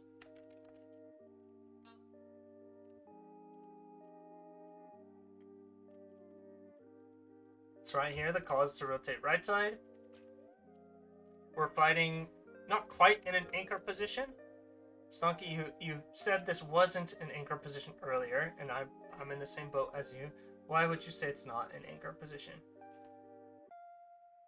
I think because there's a lot of, I mean, you got that one wall to hide behind from where Ryan is, but then if they have people pushing left, you're just kind of open from there, and it's kind of a decent ways back to get to another place. Because isn't there another one of those walls like with the Spartan logo on it? Is there a second one or is there just one? Okay. It's just one. I always forget. So. But it's still a lot of space. Yeah. Yeah.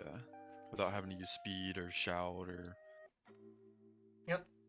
So. And I guess if they have a Mei, it's a perfect Mei wall kind of. Yep. Yep.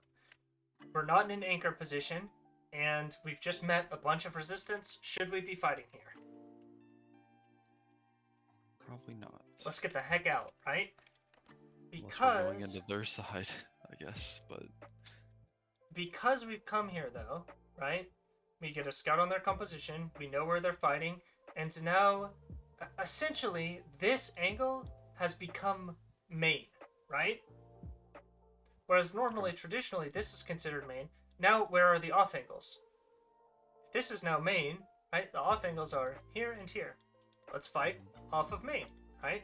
Let's get out of here. Let's fight over here, or let's slip back and wrap around. We have a bit of time before cart unlocks, right? Let's bamboozle them. Let's break their ankles.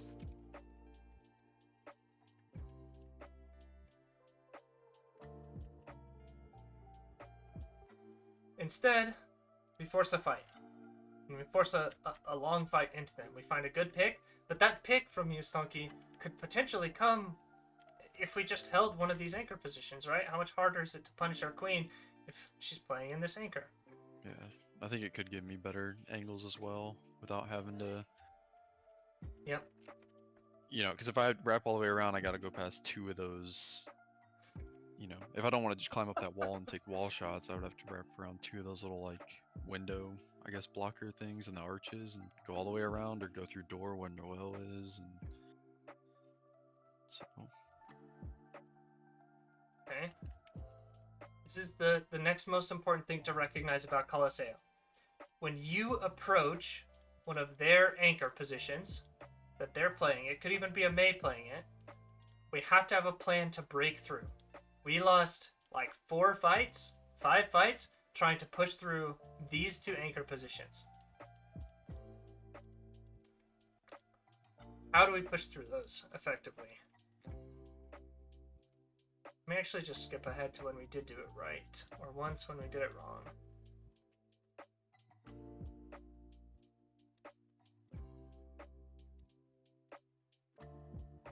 Okay, so we win a fight. They've pushed the cart pretty far. Look at where their Ryan starts to play from. He starts to play from that anchor. How do we get past this? We know we can't take too long of a fight or we're going to lose. Call gets made to engage down right side. How long are we out in the open here? Shorter or longer than 3 seconds? Longer. Longer. We're going to lose this fight. So instead of just sprinting out, right? Let's do this. Let's still go for this sort of play, but have a location where we're restabilizing in, right? Recycling through. That could be here. That could mean we sprint through and our plan is to stabilize here, right? We talked about with Brawl, we're running technically a Brawl comp, right, against theirs, but which means we have to fulfill those Brawl requirements, trade up in resources, and have stabilized locations. We just have no stabilized location here. As we're engaging, this could be you, Stonky, saying, hey, stabilize left. Hey, stabilize right. But it should be Korn saying that, or Chris or Handdog saying those things. Speed engage, 3, 2, 1. Rotate left, stabilize left. Okay? These fights are taking way too long, and we're just hoping that our int, right? Our trade up in resources is going to be immediately getting a bunch of kills, which is putting a lot of pressure on you, Stonky, to just immediately kill 2 or 3, which is unrealistic. Unless it's not. You're gonna just kill 3 or 4 every fight next time we play. Oh, there's one. I try. Okay. Look at how they take this fight. All right. Are they playing? Are they playing the way we've talked about? No, they're just kind of inting, right? They have no idea where they're supposed to be. They're playing split. Right? This team, I'll be honest, was not phenomenal at Brawl. All right. They were just running compositions that are very, very punishing compared to our Brawl compositions.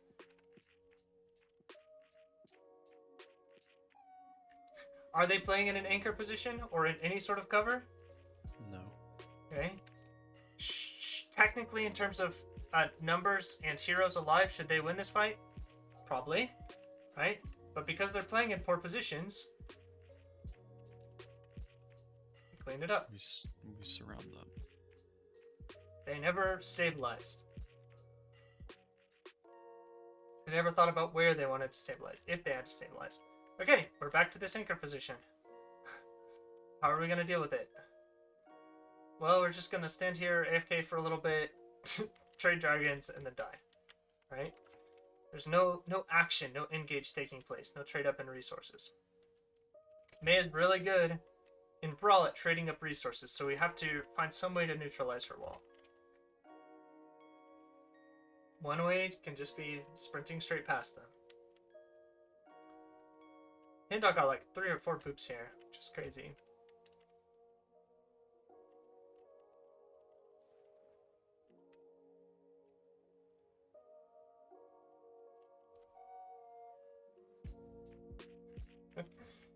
Alright. This is the one fight where we do break their anchor position. Let's look at how we do it. First of all, do we have angles? Yes. Yeah, we have solid angles, right? Not super supported angles, especially for you, Stonky, right? But on top of that, we also have a great off of main engage position. At this point, we should all be speed engaging, which I think we do. It's just slightly delayed.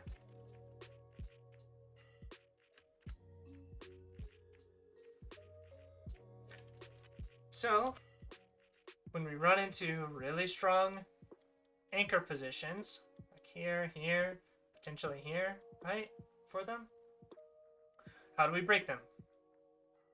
We go around the anchor, and we create angles. Maybe use an ultimate. Ultimates are very powerful at breaking anchor positions.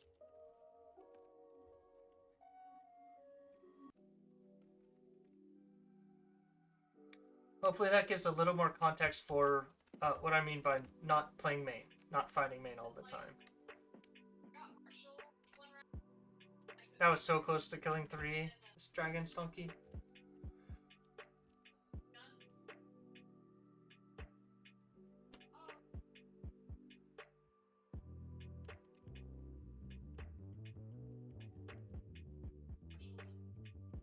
Final fight.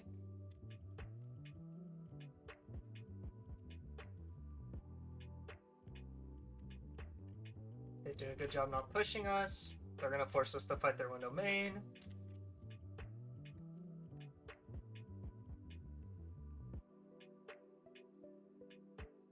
And this is mostly just cleanup. Okay. So for today, we're just over 2 hours. We'll wrap up VOD. I appreciate anyone who watched. Thanks for sticking through it, and thanks for being here, Stonky. Get someone to talk to. Yeah. I'll catch you guys tomorrow.